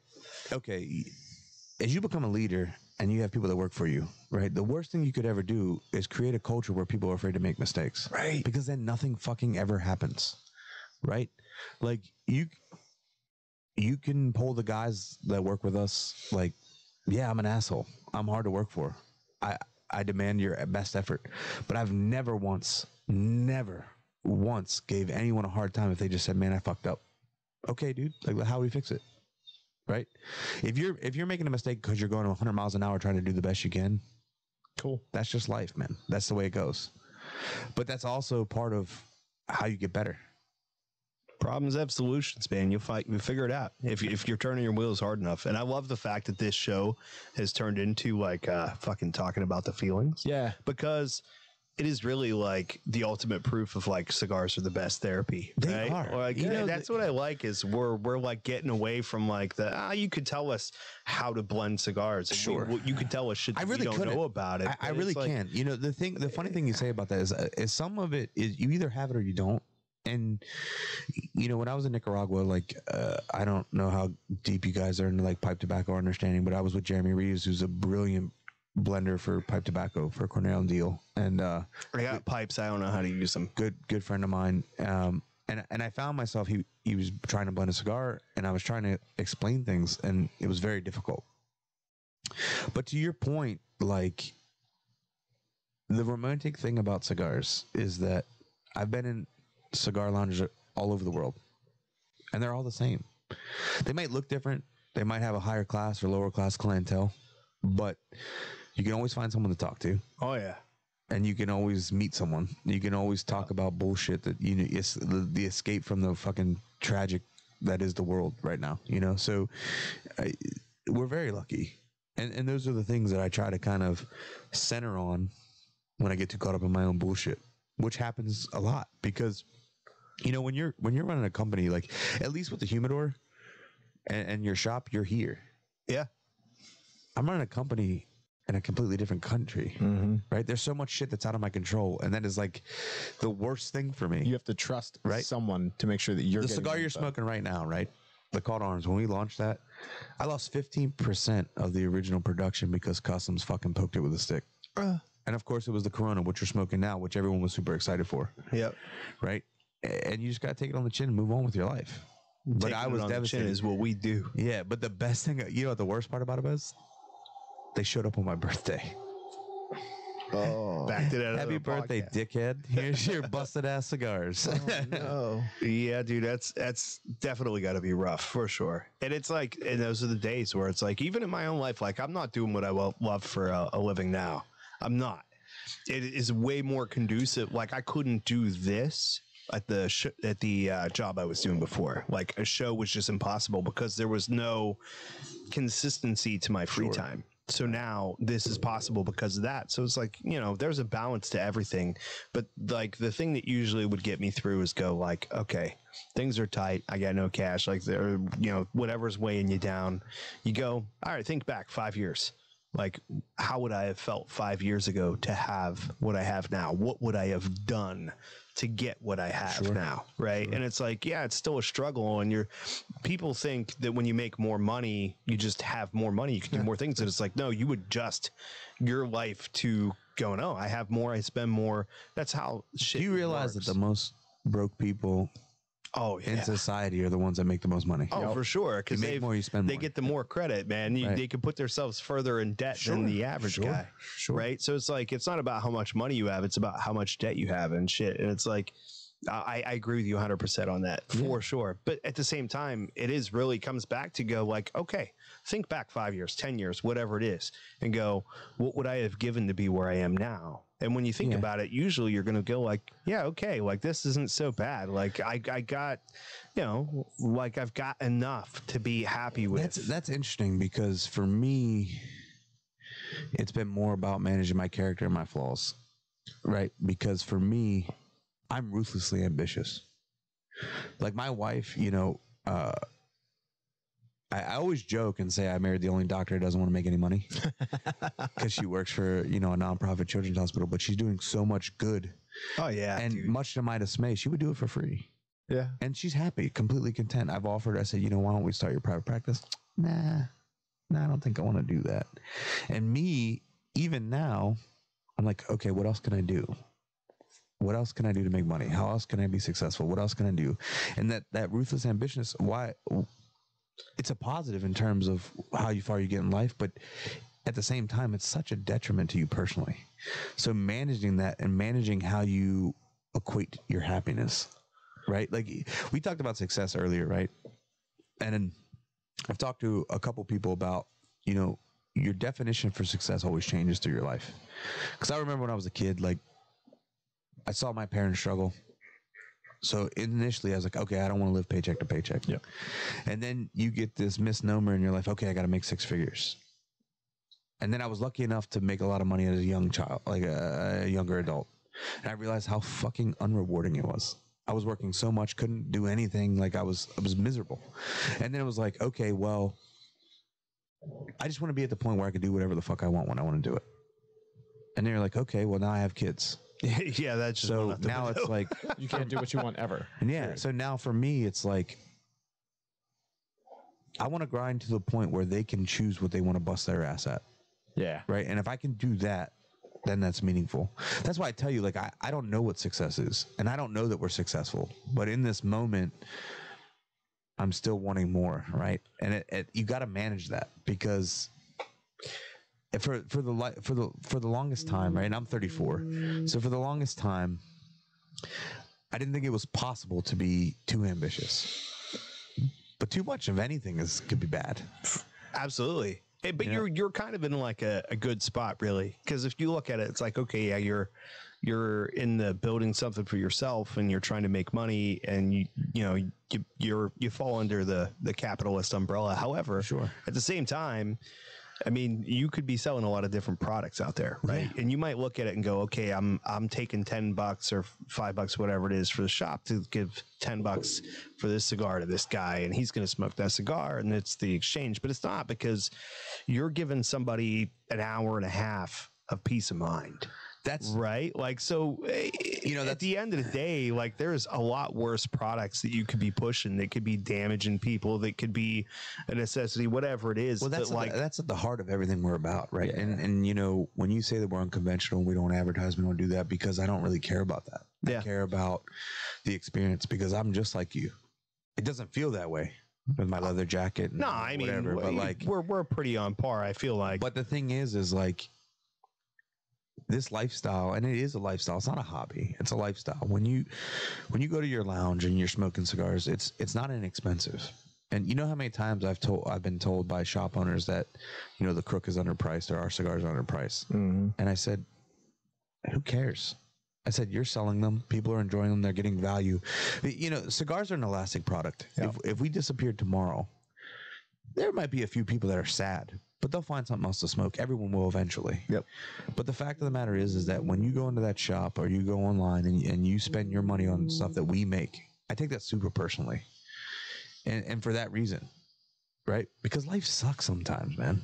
And when you get that chance for an hour, hour and a half, you shouldn't have to worry that your cigar is going to perform well, that it's going to taste good, or that you're getting ripped off. Yeah. And if we could do those things, look, if you came to me and you'd say, hey, look, your palate, like your blends just aren't for me. Cool, bro. No problem. I understand. But it's different if you tell me, well, the cigar didn't burn great. Or, you know, it didn't perform the way it should. Then I have a fucking problem. Yeah, if it's quality you can control, sure, that's one thing. But like, there's, you know, no accounting for taste. I've said it before. Like, I'm not a big Aladino guy. They've only got 2 or 3 cigars that I like. Why? Because they blend with primarily Honduran, Corojo, and it's that. And see, I'm the exact opposite. One of my favorite brands of all time was the original Camachos. Yeah, and when they were a Aurora family. I'll never talk bad on it because every one that I've had has burned perfect. Yeah. It's just not for you. It just doesn't hit my palate right. Yeah. Where I've had other ones that the flavor was great, but it was garbage. Sure. I could think of one specific one where a local shop owner ended up giving me 3 free cigars because the first one I lit blew up. Yeah. I lit another one about, I don't know, maybe 1.5 inches in. Right down the side, the whole thing cracked. Now, I'm not asking for a new cigar because I'm like, whatever. This guy's coming over getting pissed, throwing these, like grabbing them from me, not asking me, grabbing them, throwing them away and bringing me new cigars. And they just keep blowing up. Yeah. I mean, look, at the end of the day, you know, we pride ourselves on quality. We bust our ass for our quality control. But at the end, it's a natural product. Yeah. You know, shit's going to happen. Like, you know, we go out of our way to make sure we're well below the industry failure rate. But at the same time, these are human beings, man. You know, they're going to make mistakes. They're hand-rolled product, you know, so it's going to happen. Absolutely. But at the same time, you know, you need to build up that reputation to where people are going to give you that break. Yeah, because, you know, it's sad. You talk to people and you go, oh, I smoked that once and it had this issue or that issue. And it's like, okay, well, they are a handmade product. Sure. You should never judge any cigar, good or bad, based on your first experience. Like, have a few of them. If it was a bad experience, try again once. You know, because maybe that was the one that was just off balance and wasn't quite right. Well, think about it this way, right? You know, Bancheros and Roleros work in couples, right? And they're doing a good pair will do about 500 cigars a day if it's a Toro Robusto, right? If that person has a bad day, that's 500 cigars. Yeah. Right? And you would hope that quality control can catch it because you draw a test, you weigh every cigar, all that stuff like we do. But shit happens, right? But at the same time, your money's not insignificant, you know? So... Right. And it's easy to go, okay, I've smoked 100 of these and this one was bad and I'm going to have another one anyway. But if that first one is bad, like, it's not good. It's easy to get derailed. But the thing is that's going to happen. Even with our stuff, that's going to happen. I mean, because there's so much that like, I don't know if a cigar was dropped between Nicaragua and you. Right. I can't, there's no way for me to know that. Don't get me wrong. When we first started, that's the kind of shit I would lose sleep over. Yeah. Like someone would reach out to me like, hey, dude, this cigar cracked. Yeah, fuck. Dude. I hate it. But you know, one of the people think I'm silly, but the biggest compliment that I ever get with our product that I love is when a consumer comes to me and says, you know what, man, you know what I really like about your stuff? Every fucking time I pick that cigar up, I know what's going to happen. Hell yeah. I know what it's going to taste like. I know I know it's going to perform, and I know what to expect from a Soul and Throne cigar. That consistency is where your real money is. I love, to me, that's the only thing that added value to some of the, well, I'm just going to say Davidoff. Like, yeah, that's where that's where their value came in, was every time you have whatever, a Millennium, every time you smoke one of those, it's going to taste exactly the same as every other one you've ever had. Guaranteed. Sure. And I mean, from talking to people, They burn the same. They taste the same. That's what you're paying $30 a cigar. Well, that's what kills me with these new companies coming in and charging an assload amount of money, and they're like, "Well, Padron does it." Well, fuck you. Padron You are spent not 50 Padron. years, 50 years developing brand awareness, brand recognition, and brand reputation. And consistency, right? because that cigar tastes the same. Yeah, Fucking as it always does. But the reason that I love that's Davidoff, like that, to me, that encompasses like what they, you know, Padron, like that's the thing, like with those. I love that there's so many boutiques now that are having that same quality level. Yeah, I mean, well, like, because the thing that drives me crazy, and we always say, like, Stolen Throne was started as like a contrarian brand. A lot of what we wanted to do wasn't just because we were passionate, was because of we didn't like what was happening to the boutique segment, like of what people were choosing to do. Like, one of the things that chapped my ass is like buying a box of cigars that you can't smoke for 3 months. What product would you ever do that with? Would you buy a TV that you couldn't watch for 3 months? You wouldn't. It's my job to age tobacco, not yours. I hate that. Right? And what kills me is when people say, oh, you know, Stolen Throne always burns great, the construction's great, the draw's great.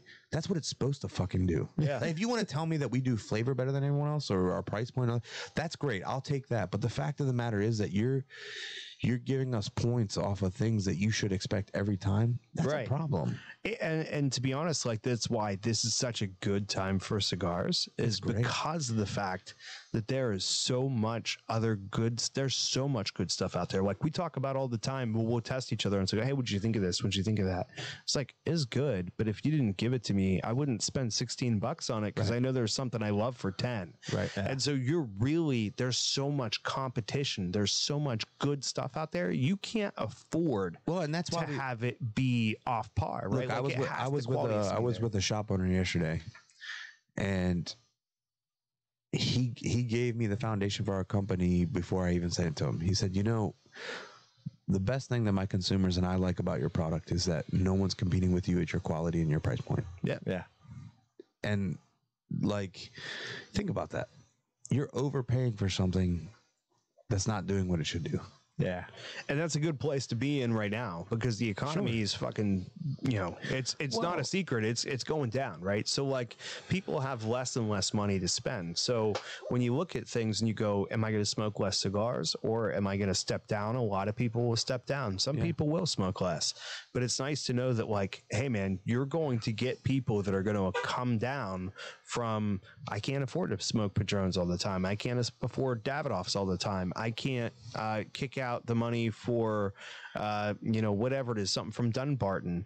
You know, are they worth the money? Yeah, if that hits your palate, right, for sure. But whenever you step down and you go, wow, this is fantastic, I can't believe what the price point is. And we talk about how we're similar, but we're very different. He talks about the Aladino Corojo. I love it. He doesn't. Yeah, me too. And He's wrong. You're right. But the funny thing is, my favorite cigar of everything that they have, all of their SKUs, is probably the least popular. It is the Vintage Selection Rothschild. Okay. Right? Like, I smoke more of those in Pittsburgh than anybody, hands down, guaranteed. 100%.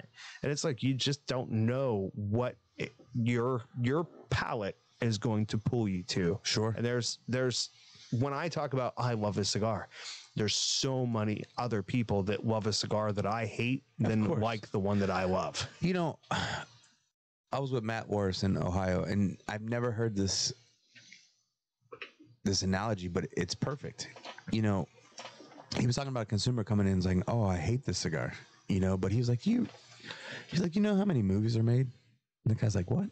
He goes, you know, there's some pretty shit movies out there, but every movie is someone's favorite. Mm-hmm. It's true. Yep. We've pushed that from day one on this show, is Ask for every seat. yeah, there's an ask for every seat. Every cigar is somebody like you's baby. Sure. Like they put the time in, they invested it, they created it, they did their own thing. And then just because you don't like it doesn't mean there's anything wrong with it ever. It's just not one for you. Yeah, and like, you know, the thing is like, because I know how hard it is to bring something to market, you'll never see me trash somebody else's brand. Never. Yeah. I mean, if we talk off air or this, that, or the other thing, I might give you my opinion, but never. And I smoke a bunch of shit. Like, that was another thing. I don't take bands off. You see me posting other cigars I'm smoking because people work really fucking hard, and I love cigars. I'm still a cigar nerd. Yeah. And paper's really fucking expensive.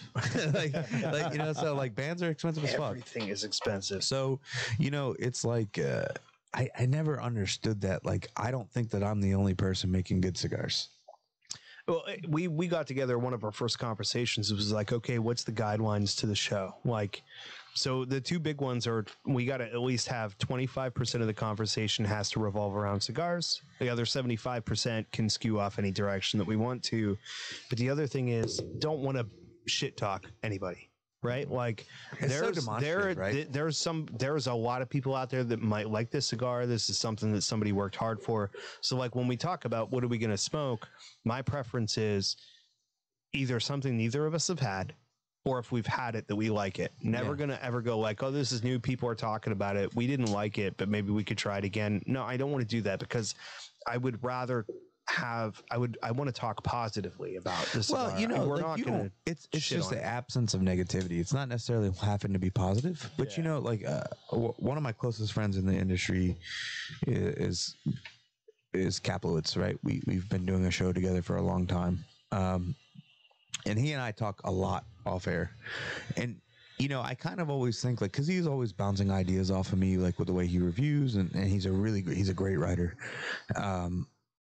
But I always think about like food reviews. Like, if you've never heard of Jonathan Gold, look him up. He died a couple years ago, but he was world renowned for LA, right? He ate at like every restaurant in LA, but he never trashed anyone.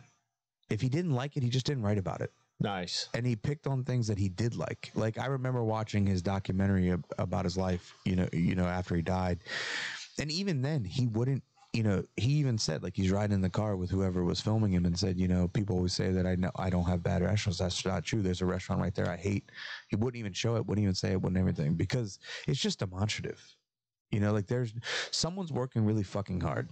Right. And for you just to crush them just because it's not for you, and maybe it is bad from every technical aspect, but what do you gain from putting that person down? Right. And I'm a dick, and I'll tell you you're a dick if you're a dick. But the thing is like, I won't trash your livelihood. Yeah, for sure. In a world full of Simon Cowells, be a Bob Ross or a Mr. Rogers. Yeah. It's actually a good way of looking at it. Well, you have the new one with you? That's what you just had. Oh, no. No, The Three Kingdoms. The fourth one. Oh, the Phantom Queen, the limited edition. Do you have it? I don't have that with me, no. I thought you had everything. I was like, can't have okay, it all, maybe I go to number 4. Maybe I go to number 4.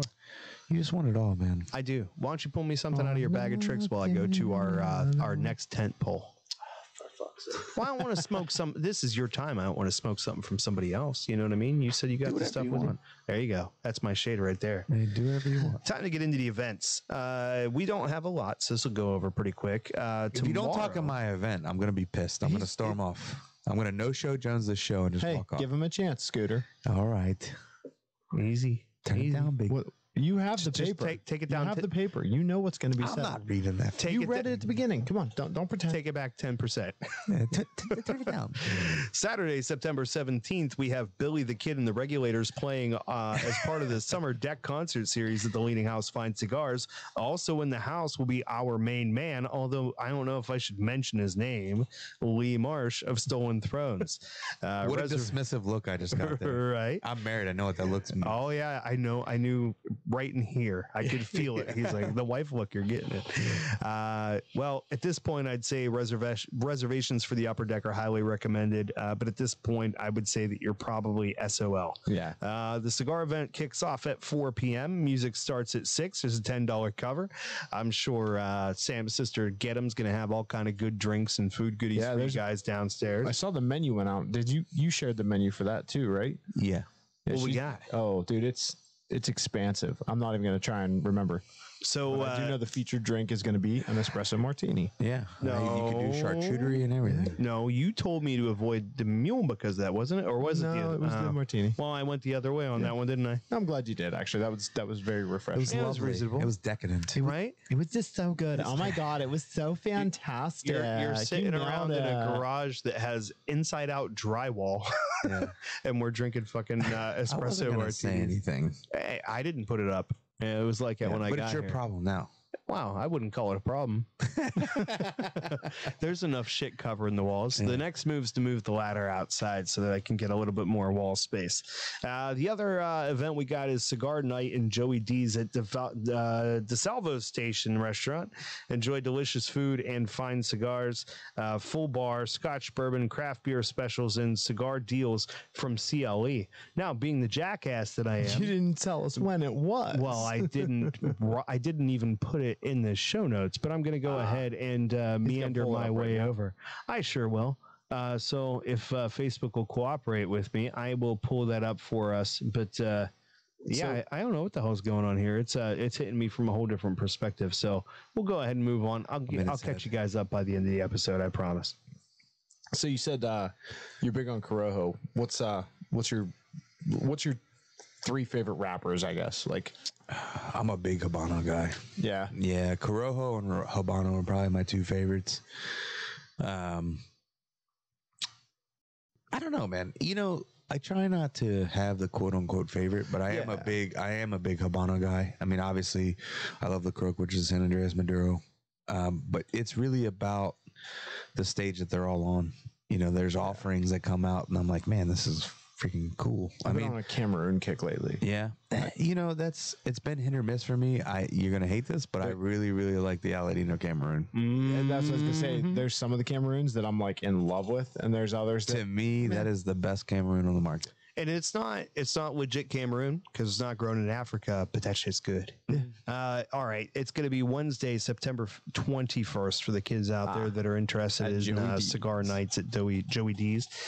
Sorry about that. You know, that 15 minutes of preparation, I spent mostly listening to you talk about Don't try to save it poking now. holes in your shipment and all that happy stuff. So I only have so much attention span, damn it. Whatever, dude. Ooh, shiny. Whatever helps you sleep at night. Whatever makes you feel good in Usually your it's heart space jerking is not off. good enough for me. Nice. Yeah. Yeah. Sex is good too, but then there's pillow talk, and then I'm awake by the end of it. It's like You strike me as a selfish lover. Yeah. right? you would think so, but no.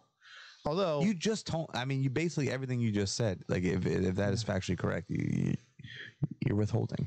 here's the thing, I can't go into further detail because there's always that like 3% chance that my wife might listen. She usually doesn't, but she pops in from time to time, and I wouldn't want to say anything that's going to get me into trouble. Episode 2, I fucked that all up. She was listening to 1 and 2. I made a complaint about cigarette smokers using the cigar ashtrays, which I don't mind if you use the ashtray. That's not the issue here. But don't put your cigarette out in the cigar rest was my problem because my mouth is going to go on the thing that sits there. And she stopped listening after that. I don't know if it's a blessing or a curse, but I caught a lot of hell. It happens. I think my wife's gonna be there tomorrow night. I think she's actually gonna make it to an event finally. I have so many questions. Oh my God. That's going to be awesome. dude. Who else out there in the She's chat quick, room's so coming out have tomorrow? fun. I'm gonna have so many questions. Hopefully, I'm sure Patty and when- Chichingo got to be there, right? When was it that you realized you settled? Oh, the minute she met me at She the was like, gas "Yeah." station. She's like, this one will do. Yeah. Yeah, I tell people all the time, like, look, you need to be more like my wife. Lower your standards That's right. and just get through it. You know, so the funniest story I can tell you about my wife is that, you know, we started dating in college. And I had this like great plan, right? Like, I'm like, you know, I'm from Baltimore, you're from here, you know, you're going to go right into graduate school. I'm going home to go to work. You know, let's just stay friends. You know, we started off as friends. Delilah. Exactly. I tried to break up with her and she told me no. I'm like, what? She's like, nah, I'm going to come see you next weekend. We're not breaking up. I said, what? And I didn't know what to do. I was stunned. And now we're married with 2 kids. Yeah, you're lucky that conversation didn't happen later, aren't you? Yeah. Because she'd have been like, "Hey, fuck this shit. Yeah, exactly. You got it. I'm out." Bye, Felicia. Yeah. I don't even know where to go with that. I know where I was going to go. So you talked about the moment whenever his wife realized that she settled. So there was actually a moment that happened with me and my wife. My wife is considerably taller than me. Mine too. Considerably.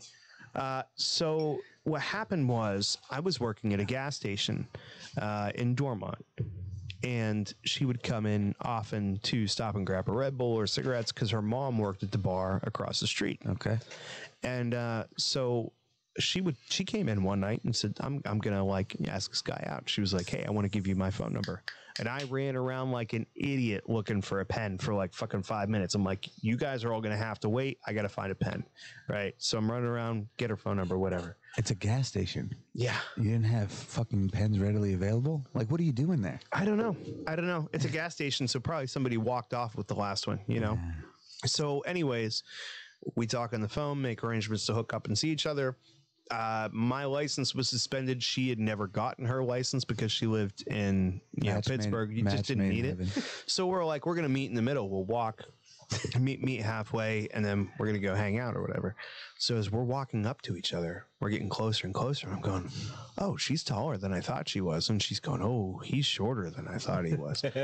And so like my wife had gone to the bar that night and says, oh, like I just talked to this guy, like we're going to go out. And she's like, the guy at Coco's. Yeah.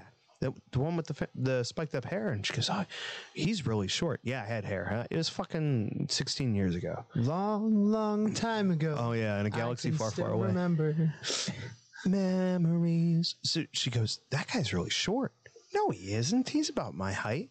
She goes, no, he isn't. He came out to help me fucking the one night the nacho machine was out of cheese and shit. He's really short. No. Well, she's got like 5 inches on me. Oh, yeah. Nice. There's a step that they can't see behind the counter of the fucking registers and shit. So I'm up like actually probably good 6 inches higher than I would normally be. This reminds me of Seinfeld. Oh, yeah. So you could when see. He's stilting, right? Like he's adding. I was in the pool. You could see the look on our face like going like, oh, no.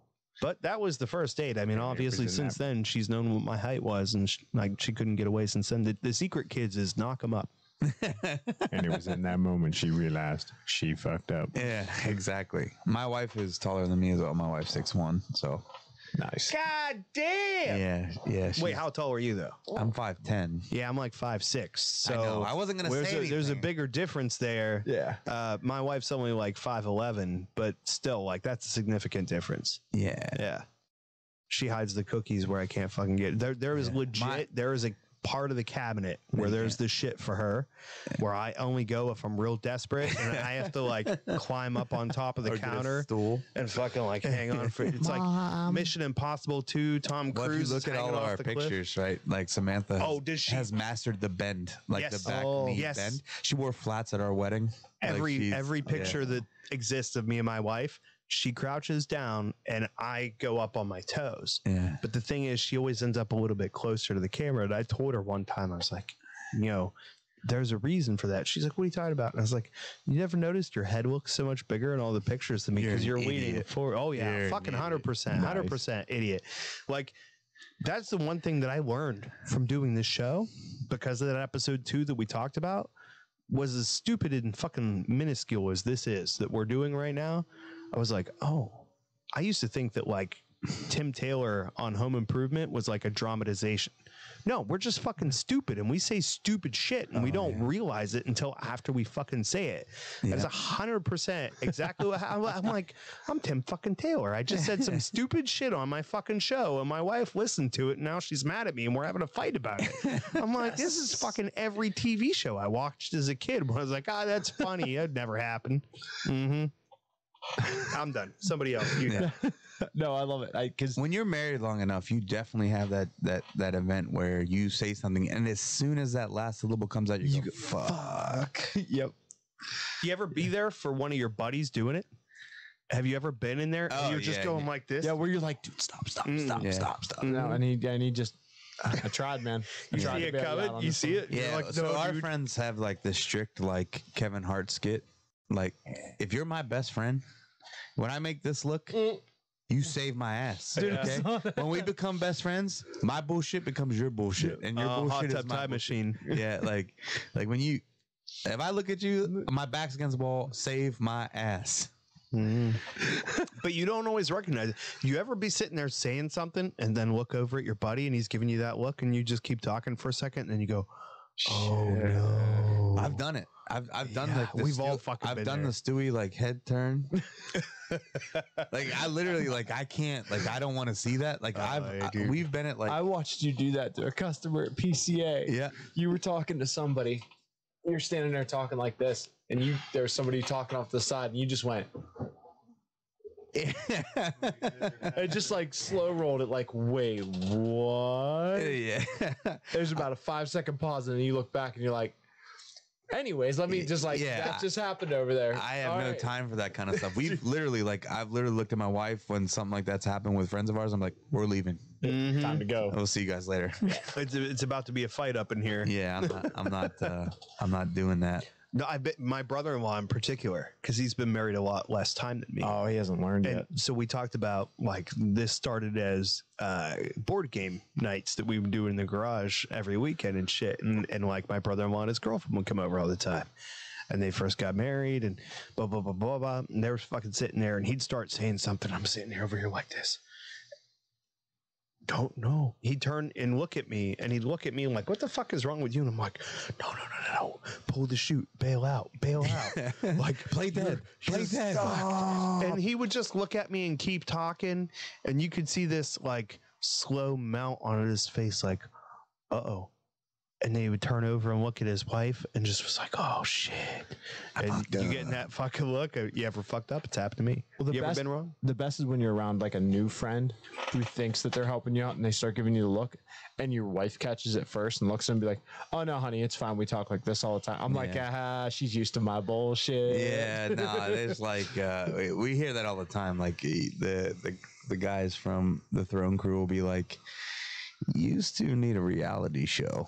Yeah. Oh yeah. Like, cause my wife and I, right? Like we're both the same combination. We're both Irish Italians, right? So like we don't hold anything back. There's never any pent up. Like it's like, fuck you, no, fuck you. Okay, what's for dinner? You know, like that kind of situation. But like it makes everyone else feel awkward. Sit down and eat and get back to it. Yeah, like I've seen like, so Phil, you saw Phil at PCA, right? Yeah. He's like 6'4", you know, he's tall. He's like, looks like one of those inflatable arm dudes. Yeah, I hate him already. Yeah. I've seen him like shrink. Come down to Al Harrington's black and inflatable flowing arm. Oh no, dude. 2-man No, important. really, like that's the best description of him too. Yeah. Like he really is. And he's goofy as shit and he shuts and fucking throws his hands Funny all as over. hell. Yeah, but like I've seen him like when me and my wife are in the throes of a conflict, he just like shrinks down, like just tries to fold up into his own pocket. Hey, where'd the rest of you go, Phil? Yeah. Just his nose and his like arms. Yeah. I can't do that voice anymore. I can still do the, you want some popsicles? I got some popsicles down in my basement. I got a tip for you in my pocket, but my arthritis. Why don't you go ahead and pull it out for yourself? No. No, I don't. My wife and I don't fight. Like we'll talk about it. We can have a heated conversation on that, but I'm not gonna get loud because when I get loud, I get fucking loud. So I just don't, and it makes her so mad. And you realize that I can't take him seriously because I know that he was like belly down on a crosswalk on Vegas Boulevard. Damn it. Somebody's been on your OnlyFans. She was so big. Things that make you go. That's enough. Roll them back up. It would have been a better story for you. Like you'd have been happier if that story was about a dude, right? There's a lot of ways that could have been better. That was a lot of that went really wrong. I feel like you would have been less mad if it was me on your back and you were you face down on the honestly street. that night I would have been less pissed off. Like, it's Leaf. Let's explore that. How did that make you feel? Yeah, no. Were you violated? He was pissed. Like, man. He talked about it for the rest of the week. He like, talked about it when he came home. It wasn't the rest of the Like week. this as dude the was a rest of the month. frequent flyer at our booth, right? I was and so every mad. single time he told that story. But the problem is we're the worst people to tell that kind of story. So as soon as he told the story the first time, the rest of the week, JR was trying to put the saddle on him. The rest of the week. And when I say a saddle, it's a full blown Western. When I saddle told these usually. guys about this, I left the saddle out of it for a reason, bro. My bad. Yeah. I fucked up. I left Let's the get saddle. some- No, you didn't. I'm glad you Finally, we're getting into something that you haven't talked about on another podcast. Yeah, the saddle on Samuel. did. Was it your idea to have me and Noel hold the picture of unfinished business? Yeah, I can't remember That that. doesn't sound like something I would do. No, because that was like actually constructive. Yeah, so that's not It was me. helpful. A man's got to know his limits, and that is my limit. He's like, nah, I ain't helpful. Nah. No, I could be condescending. I could be critical. Yeah. I could be just a general dickhead, but All those helpful things. is not in my wheelhouse. Yeah, I Not generally so try to much. avoid that, actually. So speaking of helpful, is there anything coming down the pipeline that fucking you're interested in talking about? Well, we or do have the Phantom Queen that you've asked to drive back here for. That is coming. to failure. Yeah, that is coming. That should be shipping this month, actually. So we got that going for us, which is nice. What was the was that order only at PCA? I don't No, everyone can get it. We basically allowed, existing customers and stuff to pre-order at the PCA to make sure they get their allotment. It is a one and done. We don't do those like, oh, this limited edition's awesome. We made a lot of money. Let's bring it back 6 months later. Yeah, we don't do that. So, So exclusive that even the owners don't have it. I have one. Oh, you just won't give it up. One. Notice he said one. I have one. The rest are at home. I didn't ask for two. Wow, what a dick. Yeah, I told he you, doesn't good- care about you, man. Good company, God, right? no. Yeah. You know how many cigars he got at PCA? You know how many I got? I know Like how many fucking he two. got from me. Like Not even everyone, just me. There I is got only 3 from you. there is only one Each cigar. day? No, just 3. All right. There is one cigar I asked him to bring me home from PCA. Only Yo, one. And he I had have to take a video to prove Yeah. that he couldn't get it because it was the Aladino Classic. And he goes up to Trey and he's recording him and going like, fucking, hey, you know how you were going to save me that cigar for Corey? You got it? And he's like, had to like admit that he didn't have it. It's like, well, you could have fucking saved one for me before you smoked one yourself. I mean, if we want to turn that camera in the other direction. But I even I made Trey know This hey, is awkward. I'm recording yeah. this, bud. Okay. And he's like, wait, did you really? Oh yeah. And he's This, like, this call is being recorded for audio, for quality purposes. So this year for us was more about getting. We put a lot of stuff on the shelf because of COVID, like demand and logistics. Like it just became a nightmare. So really, our goal was to keep regular production going. So we had a lot of projects that we had kind of planned and in the works that we kind of just had to pause on. That's a smart way to go. Yeah, Make sure you can sustain what you have before you Well, move on to something else. We sit here and we talk about how great, our industry did during COVID, but realistically, there was a lot of shops that were struggling. Yeah. So like the biggest thing was to make sure that they had product. And so, the Phantom Queen had to wait because that cigar's been done for 2 years. It's been done. damn. And then, but when you get into logistics of getting boxes and that kind of stuff, because it is our first offering in a box. That's what I was gonna ask you. Yeah, basically for the limited edition, we get that asked a lot. I just wanted to have some differentiation. So Sam all our prefers to limited, take it in the box. yeah, because we do the really nice like. I'm moving on. Yep. So we basically, for our regular production, we have display trays just for retailers, and so that made no sense because we knew that limited editions were going to sell out instantaneously. So why would you make a display? Right. You know what I mean? So we did the box, and it just makes it a little bit different. So, but that became a nightmare. I mean, you're talking 3 to 6 months to get boxes. And so we got the Phantom Queen. We also have the Throne Room Reserve, which will be pushed to earlier next year. That was another limited edition. That's going to be a vertical product that comes back every year, a little bit older. And then you'll probably see the next regular production next year. I've been fine tuning some stuff and kind of making some final calls on things, but really this year was getting back to quote unquote normal, whatever the fuck that is. Well, when you're ready to announce it, just remember the guys that have pretty much smoked your whole portfolio. If you're looking for like a, hey, where do we put this out at? No shame. None. Zero. He has none, dude. Zero. It is my superpower. So do you He guys- actually asked a question on the site the other day about like, do you have a unique skill? That actually should have been that what should I have been put, your answer. Is I have zero shame at all. 100%. Well, But you're all in about it, and I appreciate that. I he am tells you. ambitious. You know what I mean? Like at the end of the Stop it. day, I can look back and go, well, I failed, but at least I tried. Get the fuck out Think of I don't fucking listen to nothing, do you? So do you guys Using have your shit against any you. plans for a shade coming up? Fuck Yeah, so the Phantom Queen is actually in Ecuador and Connecticut. I meant for a regular. Nah. Okay, cool. Well, the thing is I'm not a Connecticut fan, right? And I told JR this when we did the Phantom Queen. I didn't want to be in the Connecticut business. That's why we're in. We did a limited edition. I can't say never, right? Basically, you know, You have no plan for it now. no, but that's indicative of everything. You know, I try to avoid being myopic when we're blending. Go where the tobacco takes you. Exactly. I mean, it's And exactly here's the right. thing: like, I have a tremendous amount of respect for people like you and like Noel Rojas, who says cigars are going to be small. Yeah. Right. That's where we're going to thrive in that space. And, you know, it's a difference between going somewhere where you can get a little bit of everything, like a diner, and you get a specialty but limited just not menu, that, right? Right? Like go do what you do best. Exactly. And here's the thing: like, the smart money is in the shade, because shade's going to sell better than anything else. Yeah, but the way 100%. that we would do it wouldn't, right? Like, because I can't. I don't smoke Malta cigars. And again, I commend you for that. It's like, if my heart's not in it, and I'm not going to do that's like the weird what thing. I would consider And we've the had best that shade. conversation multiple times, and it's weird because cigars break traditional business rules, right? Like if you're in a traditional business, the boardroom, the first rule would be you're not the consumer. But realistically, what the brand has become, if I won't smoke it and I can't be passionate about it, how the fuck can I expect you to buy it? Yeah. Right. And so in those scenarios, like, yeah, we want to fill niches, but now after the Crook and after the Call and with the Three Kingdoms, like, it's clear that we have a market that people understand and want to see what my palate can create, you know? So I'm going to continue to do that until that's not what we do.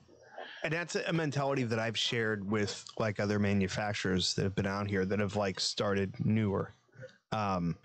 And it's like, oh no, like, we just make good cigars at a real reasonable price. And it's like, that's cool, but like, I need more than that. Like, Yeah, but you a lot of need to people make have good like, cigars. there's the when you get down to people like me and people like you that were so fueled by your love for this industry that you poured everything that you had into it, it really comes down to like, oh no, I need to know everything about that. And it's like, that may not be important to 75% of your consumers. However, when you're trying to get your foot in the door, put what you got out there, like, give the story behind it. Like, they care about who's the guy that's blending. Yeah. They care about who's rolling the cigars, who's running the factory. They care about the heritage and the lineage behind the farm or where the guy came from and all that shit like that. And those people, the guys that are hardcore, they're the minority, but those are the guys that are going to sell your cigars passively. Well, like, you don't have to be in the shop selling your cigar you have because to that make guy's going to be thumping that you have fucking to make brand. a conscious effort of who you want to be, right? And you know, the brand has become a reflection of us and what we do. Yeah. And the first time that I make a cigar that my heart's not in it and I don't give you everything I got, then we're done. Yeah. I would much rather be the singer-songwriter that sings my own songs and fucking creates what I want to create. And Back to the Jamie Johnson. That's right. I love it. And if you like it, you like it. And it's not for everybody, but you can't be everything for everybody. You can't. And so why would I even try to do that? Because I know that's a fool's errand. So I would much rather be something that, you know, our brand, everything about us is authenticity and transparency. And so the first time I start faking that, the first time I don't blend the cigar that you're smoking, I failed you. And I've ripped you off a little bit because you've come to expect that, okay, Lee put this together. And then when I don't do that, I pulled the wool over your eyes, and I can't live with that. I like you, Lee Marsh. You're like Baltimore thug on the outside and fucking Aristotle on the inside, man. Fucking No, he's just real. He's just Yeah, I legit, mean, that's it. Like, I try to just, doesn't sound as good as what I said. I know. Sorry. but yeah, I mean, for me, I think that I owe that to you. You know, you're spending your hard-earned money on our product. And we have a reputation and you have expectations that are realistic. Like, you're just asking me to do my fucking job. Right. Yeah. And so, you know, that's why we always get into this conversation of like, what's boutique? And to me, that's boutique. That's right? Like, one of them fucking questions. Well- That's the chicken and the egg and plagues fucking because, the you know, industry. because it's counterintuitive, right? Like, if you're gonna harp it and say it's a number, well, that's fucking stupid because as I get successful, of course my number's gonna increase those scars. Right. But realistically, it's a mindset. Like, once I stop worrying about the quality of the product and start worrying about the money that I'm making from the product, I'm no longer boutique and I'm out. The way I choose to differentiate the different groups in the cigar industry is not necessarily by boutique, but it is, okay, when I look at this brand, do I know the guys behind it? Do I know who whose family owns it, right? Like, Right. I know that fucking Nick Perdomo and his entire family, like, they might be a huge fucking brand, right? But they're a vertically integrated family owned company. Yeah. Same thing with Padron. Now you go off and you start looking at something in the general portfolio. It's like, that brand's controlled by a board of directors. Right. I would rather give my money to the family company than to, because that's the thing with any kind of success, you can't stay boutique, right? You really can't. Like, if you want to look at, well, here's the thing. It depends on how you want to define it, because boutique means a shop, right? So a real boutique cigar is a cigar that's made for a shop. It is a store's cigar. It is the Leaf by Oscar.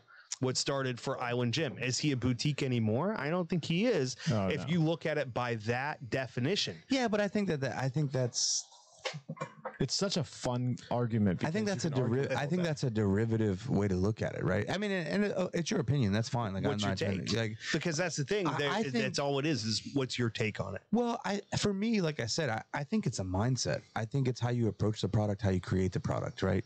Like, just because I'm selling vastly more cigars now than I was day one, I haven't changed how I approach the product or the quality or how, I deliver the product. And I think that matters. Sure. And so, because, like, at the same time, because by that notion, you're saying that a boutique couldn't be capitalist. Like, you don't want to be successful, which is not, I mean, but that's not what I'm saying. If you look at Padron and you look at Perdomo, they are some of the most successful names in the industry. You're saying they're boutique because but that's not what I'm saying. That's what I'm saying is change the argument. Instead of saying boutique, it is, do you know where your money's going? Is it a company that's either family owned or individual owned? It can be a group of individuals, right? But if it's people that are passionate about that company and stand behind it, and they are the face, they are the people that you're giving. Who am I giving my money to? Yeah. So if I go into a cigar shop and I go, do I want to buy a Romeo and Julieta and give my money to some fucking board of directors and shareholders somewhere, or do I want to give my money to Lee Marsh? And do I want to give my money to the Perdomo family? You know what I mean? I just think it comes down to how you define it. And my definition is always the approach. Then where does Room 101 fall right now? that I started a little bit of controversy on. But that honestly, subject. I was like, well, like right now, boutique. Where's Room 101 fall? Like, were they boutique and now they're not? I mean, it's Matt Booth's baby. The cigars are still the cigars that they were. I'm a completely different mindset. Well, until they change. But that's what I'm saying. And that's maybe it never will. And I hope that it won't. Yeah, as long as his sticks still taste the same, I'm gonna keep buying Room 101. I love them. They're great cigars. If they taste different, okay, that's a problem. But these conglomerates, I think they've gotten to the point now where they've realized, like, okay, when we buy the company, we got to buy the source. Yeah, like, we have to buy the tobacco source. I think we're halfway there, right? Like, I think you and I are halfway there, but I think it definitely is about the approach. And what I mean by that is, like, I've always asked, like, how many cigars do I want to make? And the thing for me is, like, I jokingly say it, but I'm not joking when I say it's kind of like porn. Oh, now you got my attention. I just woke up. I can't define it, but I know it when I see it. Yeah. And so for me, we're going to grow until we can't meet my quality. And once we can no longer maintain and meet my standards, then we're done growing. Yeah. And I think that's a boutique approach. Like, I don't ever plan to be not boutique. I think you can look at it kind of like food, right? You go, okay, if you like McDonald's hamburgers, that's cool. They sell more than anybody else, and there's motherfuckers out there buying more of those than there are anything else. Sure. Right? 100% there are. And you know that no matter what, if you go into a store somewhere and you get a McDonald's fucking quarter pounder, it's going to taste the same here as it does in California and as it does in Florida. Not in Europe. It won't taste the same. Hey, you're fucking with me here. And that's your job. That's okay. I'm down with that. I appreciate that. But the thing is, like, allegedly, but there is a quality standard, I think.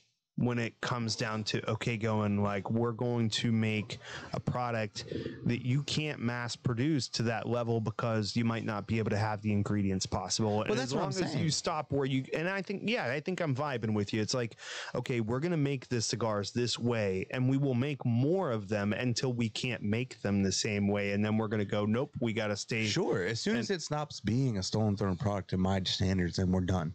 Because, of that notion, you're trying to pigeonhole someone because they're successful. Like, but just hear me out, right?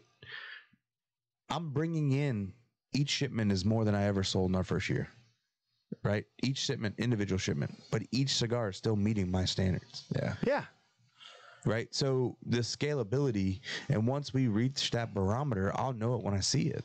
And then that'll be it. That'll be our cap. That's where we're Always impressed with your vocabulary, sir. I mean, that's I'm pulling out that barometer. wicked smart. that's the purpose of the supply and demand curve. You're Sure. you're going to control your supply at a certain amount, and when demand gets too high, that's when, I mean, I'm not going to speak for you, but that's when your prices need to go up so that your supply and your demand become equal. And there's lots of room for the Ernesto Carrillos. And that's what, like, that's like, you have a quality standard, and if you can only go this big and meet those standards, but your orders are this big, then your price needs to go up until your orders become this big. Or now, this isn't a question to answer here. This is just a basic. This is a basic. Yeah, it's putting it basic out into the economics if universe. you're doing economics with scale. Yeah, but the thing like, is you have other control arms, right? Like, we're not opening every account that wants to open, right. and so that dictates. Like, we've never raised our prices.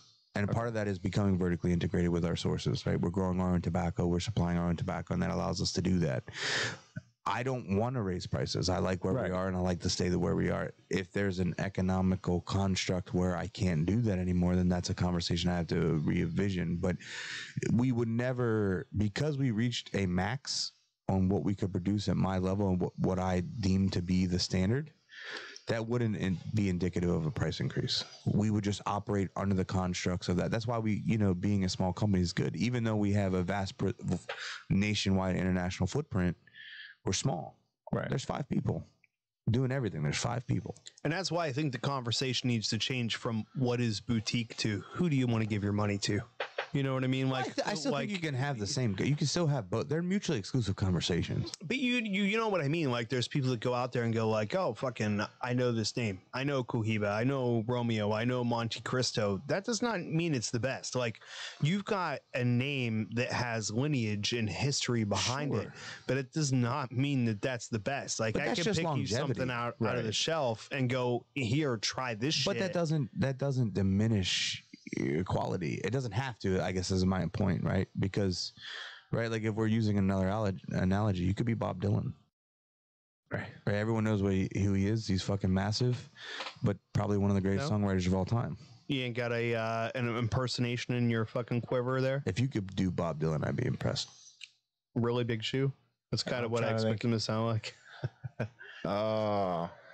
I can't think of it right now. All right, that's okay. We can get entertainment out of Sam of another way. Yeah. How do you feel about hearing Sam butcher some names? Oh, yeah. This is always fun. Oh, yeah. Let's have Sam go ahead and talk about the new members to the Facebook group this week. So, welcome to the Junkies. And I don't care who you are. Reading names sucks. Mark Peduto, welcome. Friend of Steve Newman. Aren't we all? Kay Hava. Did not respond to my welcome message, so I know nothing about him. Fuck you, Kay. Maybe, that's one way to talk to people. You should be about here. Like, okay. Anyway, that's why I'll send the dial it welcome back messages. 5%. Dan Payne, Brian Daniel, pick a first name, bro. Maureen Mahoney Wilson, mom's neighbor, so that's cool. Cigar Boutique. His grandma listens sometimes. Yeah. Oh, and she comments. Nice. We're doing a live episode, and all of a sudden on my phone, the message comes up: "Stop swearing so much." Yeah, Sam, don't sorry, talk like grandma. that. Sorry, grandma. She calls you Samuel too, doesn't she? What's that? She calls you Samuel. No, Sammy. Cigar Boutique, Jeff Hartle Road, Joey Bauer.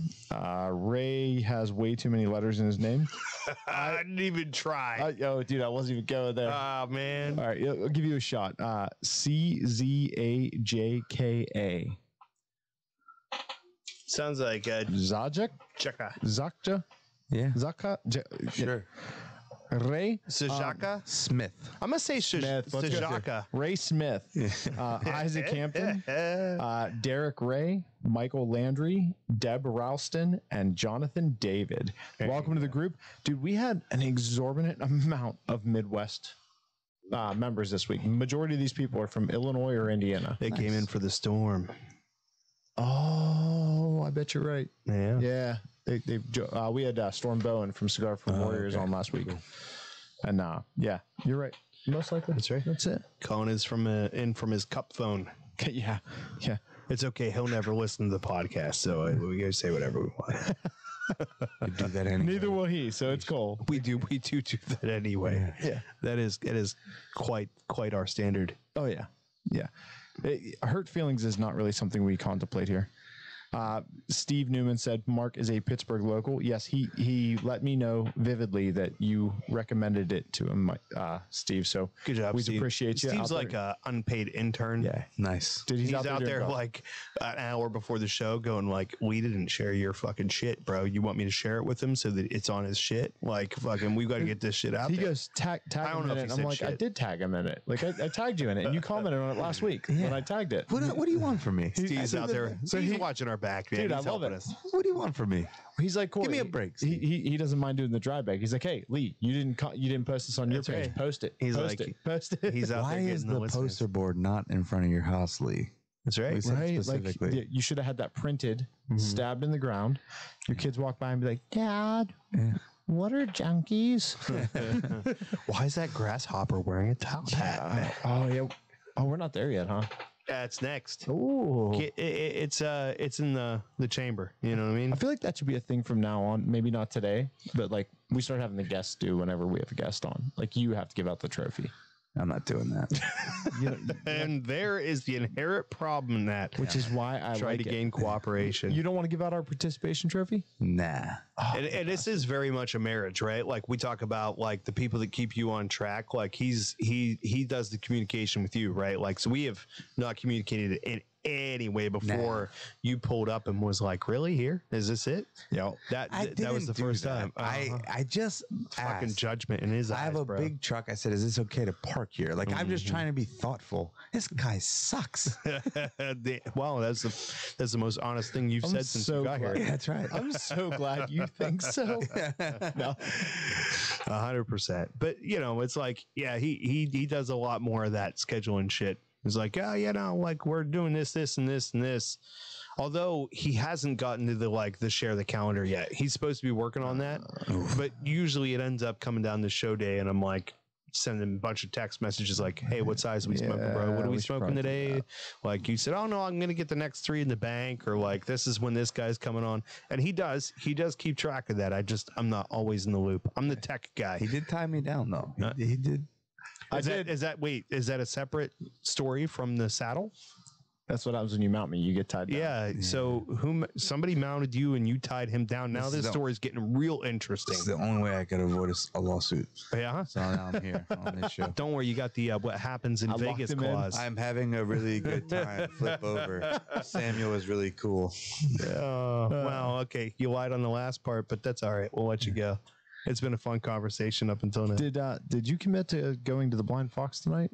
I did not. Okay, because I just got told that apparently the 3 of us are going to the Blind Fox tonight. I was there before, actually. I don't commit to anything. I'm like I went before the show. Just got asked if we're going. Oh, there you go. Yeah, I was there before the show. Nice. Yeah. Suck it. Oh, look at you go. Hitting up Bill Coyne. Yeah. Saying, what's up, buddy? Apparently, had a pretty good show. Yeah, it yesterday. packed house. Did you see that? Like, I saw the picture. I fucked up. I told him. I said, I was gonna pop in there, but I thought it was tonight, because I can count a potato, so I didn't know what day of the week it is. Yeah, I do. I actually did tell Bill. I says, man, you got to give me a little bit better of a heads up. The problem I had was for this one. Mostly it's like, first of all, I'd have to put in a vacation day to do it because I can't just flip my schedule. The other thing is that my the other manager at work, like I said, was leaving from Mexico today. So it's like, there's no way I can. To the regional manager? I am an assistant regional manager. Assistant to the regional manager. he's somebody's bitch. I'm in charge of the beet farm. That's all you need to know. The money beats. He laughs along, but I don't know if he actually understood that reference. No. Yeah, he's just fucking playing. He's I just just have fun. No office for you, eh? Nope. Bro, I ain't got time for TV. he don't know shit about Prison Mike. who, by the way, just to give you a little Date behind Mike, the pleasure scenes, to meet me. you can see I saw it. he's right there on the That's button. what she said. Yeah. You know, I fucking, love it. and we got it's a. I require visual. He aids. loves his damn buttons. Anytime I like talk that, about too. Chichingo, hit the button for Chichingo I wish I could have that just with me at all all times. the time. Oh yeah, I'm sure there's an app for that. Oh, there you go. Sure. You can have it at all times. That's right. And for $19.99, well, wait, there's more. Now the Stream Deck has been a lot of fun for Corey. He wanted his own buttons. The whole, And, like, I thought we were gonna get Stream Deck because he's got buttons over there, and I was like, oh, I'm gonna have no. I think it's probably best for everyone that you don't have buttons. I don't want to talk about this no more. Lee's gonna be on this show all the time. Anytime he's in Pittsburgh, I'm gonna be like, "Yo, You better man, stop by, what's man. up? Come on around." Waka waka. Who wants to hear? You want some popsicles? I got all kind of popsicles in the garage. Yo, waka waka. Oh, I can't do it right now. Yeah, I think you got me turned down or something because normally I sound more manly than nah, never mind. Sound the same to me. Meh.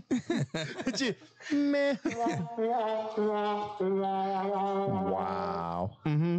You haven't given me enough reason to do the crickets tonight. I wanted to bust that out. But I don't have a button for it right now. I know, which is why I'm not a cricket bro, and that, like, you know, you're supposed to leave. It's All all right. right. All right. All right. He gets worked up. I get It'll emotional. be okay. I get emotional in my heart space, and I get all sensitive. Emotional Like, okay. damage, I'm very damaged, horribly damaged. right? Yeah. Yeah, just wait till your kids get addicted to YouTube. Are we there yet? No, No? Remy Oh, for is all fuck's about the sakes. tablet. She does have a tablet, but That shit is painful. not the YouTube's. Yo, when I was a kid, me and my sister beat each other with a fucking Genesis controller over whose turn it was. That shit, you want to talk about nunchucks. You ever have a fucking NES controller whipped at your fucking head? I know you have. Well, yeah. So my sister is 7 years older than me, so I had to resort to like guerrilla warfare. Oh, for sure. So I would do some really I was really good at passive aggressive shit. Just jump storing off the in it. top bunk and just fucking wrap her up. It's And, funny you say that. So little thing about me, younger Lee, huge into professional wrestling. there you go. Huge. I Rey remember- Mysterio. No, man, I'm way before that. Like All right. WCW, like Oh, okay. Sting and the whole nine. You should see the guy that I fucking I play music with. This motherfucker looks like You are Rowdy Piper. You're in a garage band. I know you are. It's not a band yet. I can't use that label because there's just like Dude, I'm trying to do the acoustic. They to it. practice in here. in here. Yeah, and It's they a love garage it. band. They're like, But- bro, we but- shredded. but- Bro, we Calling- gotta clear space. Here's- And in a here's couple the thing. years, we'll get the band back together. We're gonna man. go Like, on tour, We're gonna bro. do this. It's Maybe gonna next year we can be play on the Leaning House awesome. deck. Everything you guys said is 100% warranted. I accept that. But I can't even categorize it as a band because You're bands are fucking hard. You're because like the there's too many Yinzer Hall and people. Oates. There's yes. Yeah, that's fair. No, this dude looks Yins like won't fucking. go down there and get a fucking pierogi hoagie and that. Oh, I Yes, love you- a pierogi. yes, don't- Pierogi pizza is where it's at. You just don't want to play Pittsburghese with me, man. I'll come out here. I'll get you out there. You and wash your boy back out. You know what I mean? We'll get on a creek down there. I'll wash you around the whole time. We'll be rocking out Donny Irish like it ain't no thing. You know what I mean? Get some icy lights in Tell there. me that dude don't look like fucking 80s wrestler, bro. He fucking always wears a cut off fucking t-shirt all the time. He's I got like the his fucking mullet. stance. He's ready to go. He's Look, uptight. but you put a kilt on that motherfucker. He's rowdy Yeah. Piper all day long. So the story with my sister, right? Like one time she just crushes my spirit and tells me wrestling's fake. Right? Like I'm like 7, dude. It's Like, like, dude, Santa and Easter Bunny were okay, but leave wrestling alone. yeah, so that's she's fucking like hell. laying down, you know, in the living room, like arms behind her head. Stand up. I'm up on the couch. I just fucking Randy Macho Man Savage the shit out of her. Boom! Is You know that fake? what's And I just take off running, bro. You know what's real funny? I was looking through sound banks today, and Oh yeah. that's what I was looking for, but I couldn't find one that met my criteria, so I haven't done it yet. Top, brother. Yeah, but I was looking at him. I was this close to putting a fucking Randy. last night. I'm kicking myself right now because I could have fucking hit my button. Yeah, it'd have been good. Nah. Dude, how about him in Spider-Man? Bone Crusher is ready.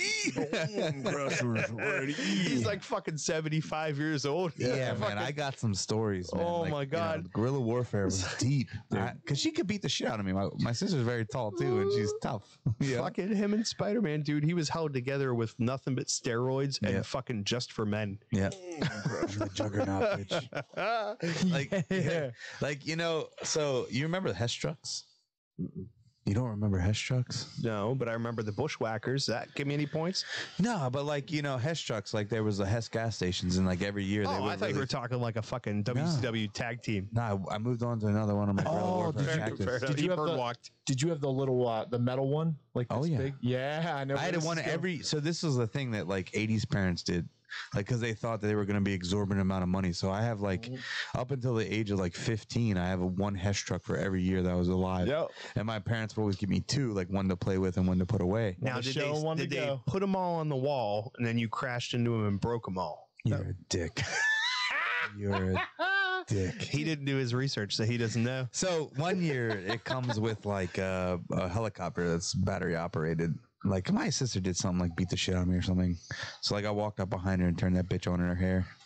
Oh, And ran away. Dude, he almost got the spit take on that one. That's dirty, man. Yeah. I fight to win, bro. Oh, I fight to win. Also, when you're a kid and you're outmatched like size and strength, wiffle ball bats the bare skin.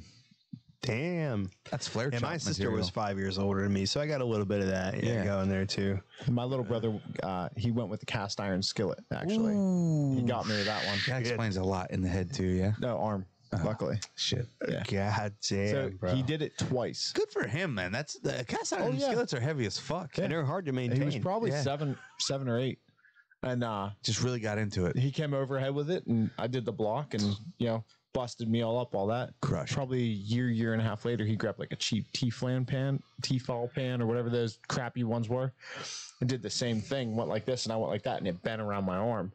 And I pulled my arm down, and it was stuck to my arm, and I went, "You motherfucker!" And I grabbed it off my arm, and I watched him turn white, and he bolted. Yeah. It was like 12 hours before he came home. My parents were furious at me. What'd you do to him? I'm like, he hit me with the pan. I got nothing. Right? In his mind, though, he has crossed those stories, even to this day. He still thinks that it was the cast iron pan that bent over around your my arm. arm. He tells people about it, and I'm just like, fucking fishing stories. sure it was. It was brutal, man. Sure. Like It was- I mean, there's been blood. I mean, my sister cut the tip of my finger off. Like it's been aggressive. I've been through some shit. I've been through some shit, man. Yeah, that's right. I've seen some shit. I still don't have a garage pan though. There you Right? go. You were talking about the dude that fucking tattooed the logo Yeah. on him. But I feel like you would have to play the bass. Like you got Slapping the bass up there. slapping the bass, bro. I feel like you be slapping the bass with the little thing down here. So we were going through and like fucking I even tried to name this shit on the show. Are you getting a tattoo of your garage band? Please fucking tell me you're getting a garage. In my head, like they're working their way up there, dude. We're gonna kill it. We're gonna do Don't Stop Believing. Oh, Journey? kill Is it. that Journey? Don't stop. It is Journey. Yeah, that's Journey. Howard. So fucking What's the name of your I'm gonna band? have to pull it up. So for a while Renob. we were talking about going with the Renob. silly sausage and the twat waffles. Nah. Yeah. You We almost Renob. did. Boner backwards. You guys Yeah, are we Renob. didn't go that way. You're bald. You're the front man. Renob. Renob? Every day, just put a I don't black know sticker where on the the top fuck of your this head renub is coming from. every but day, I and then don't- just and while I you're don't playing, hate just it, keep though. rubbing your neck real fast and aggressively, So randomly. I'm spit. Scottish, and like fucking my family has ties to like the Bruce clan from Braveheart and shit. It's a straight line I've all the way always- there. All do, bro. Yeah, pretty much. Like I'm a fucking mutt. I really am. But that's like my dad's side is 50% Scottish and shit. So I was like designing the logo, and I was like, I want to do like a really big into the lion rampant that you see on all the flags and shit. This is gonna get really white trash. And so I was really like, fast. fucking Watch this. thinking rampant. You know what I mean? So I started designing logos and shit, just fucking around. He's so proud. He's about to show us too. Watch it. So I did this, and I was like, yo, I might have to get that as a fucking tattoo because that shit is fucking Look on sick your as face. I can hell. already tell I nailed it. Oh, hold on. The camera's over on him. There you go. Oh, you can't see it because he's behind the mic. He's doing a good. I don't know, dude. I fucking drew that shit up as well. I didn't draw it. I like fucking. If you like it, Photoshopped I some like shit it for you. together. But I was like, I like that might lion be- has testicles sticking that- out the back too. Dude, like, no, show him again. Like, yeah, there's It's not a testicles. testicle. There is a bulge. I might make it testicles in the I future. feel like that lion's got its it really ball sack, really like- might be. and just like you, they're tucked back when his wife's around. Hey, mine are actually pretty tight. I don't know about No, you you guys, do you, but bro. like my sack is tight as fuck. It's unpleasant sometimes. It's a gift and a curse. You know what I mean? And welcome Here to we the go. Junkies, bud. Yeah. Hey, there is no topic that I am uncomfortable. Can you believe that You know 40 I have minutes no ago shame. we were sitting here having like an actual entrepreneur You English can do this. Use your words. entrepreneurial conversation, like serious, like life lessons, and then all of a sudden it's like, oh, that lion's got balls. You started it, man. I see. There ain't no conversation you won't start that I won't finish. Damn Skippy. I will make Shut up, you Beavis. regret bringing anything up. I have a button for that. Of course you do. I gotta teach my kids that one. I love teaching my kids stuff that's completely innocent to them, but pisses my wife off. Yeah, you know the thing is like I've tried to be really a lot better around my daughter about like the things I say, because like when They kids repeat stuff. when kids curse, it's hilarious. When they use it in the right context, it's fucking gold. Yeah. Oh yeah. So my daughter's upstairs. She's got like a fake vacuum, you know, just like fucking. She drops it and goes, "Damn it!" And I'm like, "Oh, I'm supposed to correct you right now, but that was great." Is she wrong? So all of the swears that my kids know, my wife has taught them, and she admits it. Like, I'm really good about editing that stuff around the kids, I am not. but the stuff that my wife gets mad about is like, my wife was making cupcakes for taking to work, and she goes up in the cabinet and she grabs the sprinkles, and my daughter comes in and goes, "No!" My wife goes, "What?" She's like, "You can't have those, Mom." "Why not?" "Because sprinkles are for winners, and you're not a winner." And I was like, "You've never been prouder as a parent." Yo, I heard about that and she was like 3. Like, I heard about that one for a while. Like, my kid, and it was, But it's never the minor stuff, dude. Like, she'll let stuff slide. One time we were going over to my daughter's godfather's house to swim and stuff, and like someone cut me off. I said, "What a fucking asshole!" And from the back, I just hear this little voice, "Dad, who's a fucking ass?" Daddy, what's a fucking asshole? and you're like, Here's the best one out of context for you. So this has got to be like 8 years ago. My son's 6, and my wife was working out a lot at the time, you know, and so we had to carry, like, people would ask me all the time, "Hey, like, I got this firewood. You want to burn it? I have a fire pit." It's like, yeah, but I don't really carry it up to the yard because the backyard's a fucking hike. Dude, and it's it's like this. all uphill. It sucks. So I have him and my wife helping me one time. We're carrying firewood or something up So from your the wife's truck. carrying all the firewood. Got it. 100%. And so, and I'm walking behind her, and I was like really impressed. I'm like, "Honey, you're doing awesome. You're a beast." He's got no firewood in his hand. And so later on, my He's got son wood in his goes up hand, to my bro. wife and says, "Mommy, why did Daddy call you the B word?" And she goes, "What? When did he call me the B word?" He said, "We were walking up there." And he's like, "What do you think the B word is?" And he didn't want to say it. And she's like, convinced him. And he's like, "Beast." And she starts laughing. "That's not the B word. That was a compliment. He was telling me that I was really strong and I was carrying a lot of wood." And he was carrying nothing. Me? Yeah. Probably. So wait, He's got like one twig. let's break the story down. Corey was walking Let's behind not his just be wife, about the bedroom. Okay. and he was carrying wood, one little tiny twig, Yeah, I'm with you.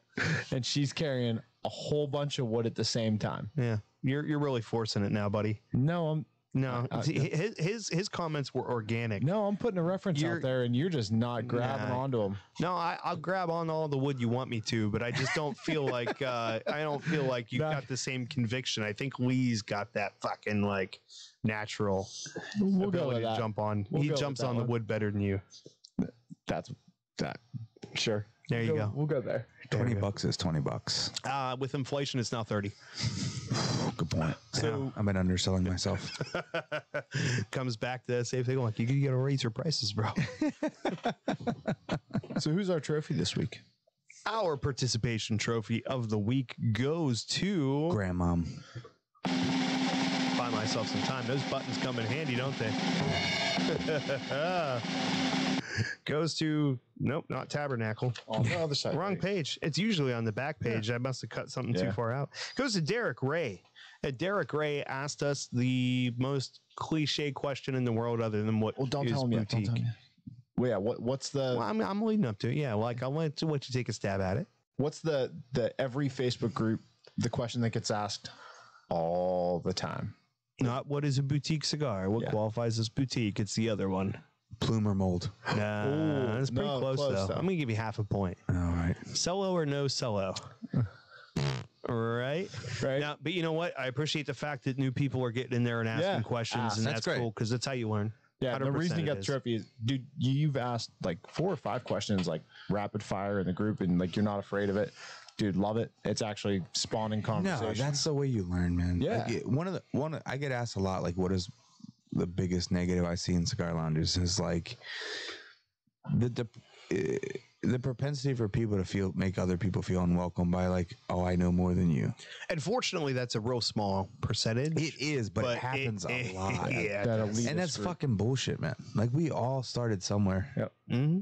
You know, like, and you're also asking questions that there's no answers to sometimes. Yeah. Right. Like the whole boutique is solo or no solo. Like it comes down to anything else. It's whatever makes you happy, whatever you enjoy about it. But like when people go, they marry better or they age better. And it's like, well, if you were looking at cellophane like the way that the rest of the world does, you might be right. But the cellophane on a cigar is actually in most cases made of a plant-based material. It is. And it is porous. Yep. Right? It breathes to some extent. And not only that, but it's not sealed. It is, but there is some notion, right? Like if you notice, none of our cigars are cellophane. Mm-hmm. And they're bundle wrapped, the cellophane is around the bundles. And the one thing that I will say is like when people get super excited about brown cellophane, be mindful the reason it's brown is those oils used to be in your cigar. Yeah. Right. And they're gone now. And they're gone. So when you look at the cigar you're holding right now, you can see all the oil still in the cigar. Yeah, but what held that's the thing though, is it? And I'm not. I'm not shitting on you. Like, yeah, but maybe that would have ended up in other cigars or in the humidor or something else. Like but they at least stay. You're talking about like a greenhouse effect of like you're talking about it kind of sitting in its own juices and stuff too, right? Like because if it hadn't been captured by the cellophane, it would have ended up somewhere else because it came out of the cigar. Yeah, but when you're talking about things that are absorbent, like tobacco leaf, it stays where it is. Like if you look in the bundle right now, you could see all the oil still within the bundle. Right. And it depends on how you treat it too. Like the important thing about cellophane is it protects your cigar from damage. So if you're somebody that's going to go in and organize like cycle cigars, if you're going to go cycle your stock or you're going to go looking through it, probably best to leave it in the cello. Now if you're talking about I'm going to leave this in here until I'm ready to smoke it and it's going to sit in there, well then you might have an argument against it. But at the end of the day, again, the cigar is still going to breathe. It's still going to get humidification. If you ever smoked a cigar that was under humidified and it was in cello, of course you have. Yeah. Right. Like it's still going to find its way in and out. So the debate really comes down to personal preference as far as I'm concerned. Well, it's the technical aspects of what you're looking for in the cigar. Right. But like that's fine. Like, which is personal preference, right? Yeah, I mean, you just argued with me to say something that I said. No, I what you're looking for in the cigar. Finish, man. No, I mean, it's just as long as you know what it is. Like the derivative to me, like the brown cellophane is not good. So if you're, oh, I love this. Look how brown, like that's not good, right? And there's no argument for it being good, right? Like it's not. All your points you made are valid. I'll give you that. But as long as you understand the technical aspect and what that's really telling you, then I'm cool with it. Do whatever you want. Yeah. With Listen, my personal preference is like if I was to go open a box of cigars, the cigar, the way I like the presentation to be is no cello. Yeah. And particularly that's another thing too. Like if you want to age a cigar, especially if it's a cigar that's a well-made cigar and thought was put into the packaging, probably better off to put a sealed box in the humidor and leave it sit. Sure. Right. And then it's in the environment that it was designed to be in. That's right. And so like if you have a particular amount of cedar in that box or whatever, that flavor is going to get imparted stronger and stronger over time. But yeah, I mean, you just contradicted your own argument. How's that? If you're saying that it just, never mind. No. Please do. But you just said that like it's imparting the flavor and staying where it should be, right? And you just said the exact opposite. It shouldn't matter because it's porous. Which is it? Well, I'm talking about the box. If you leave the cigars in the box that they're shipped in, right? If there's a company out there that puts their shit in a particular type of cedar box because they want that cedar flavor to impart on that cigar, then you pass, All right. Ultimately, what I think is leaving in whatever it came in. But I do like a cigar. When I open a box, personal preference, I think a cigar looks more higher end when it doesn't have the cello on it.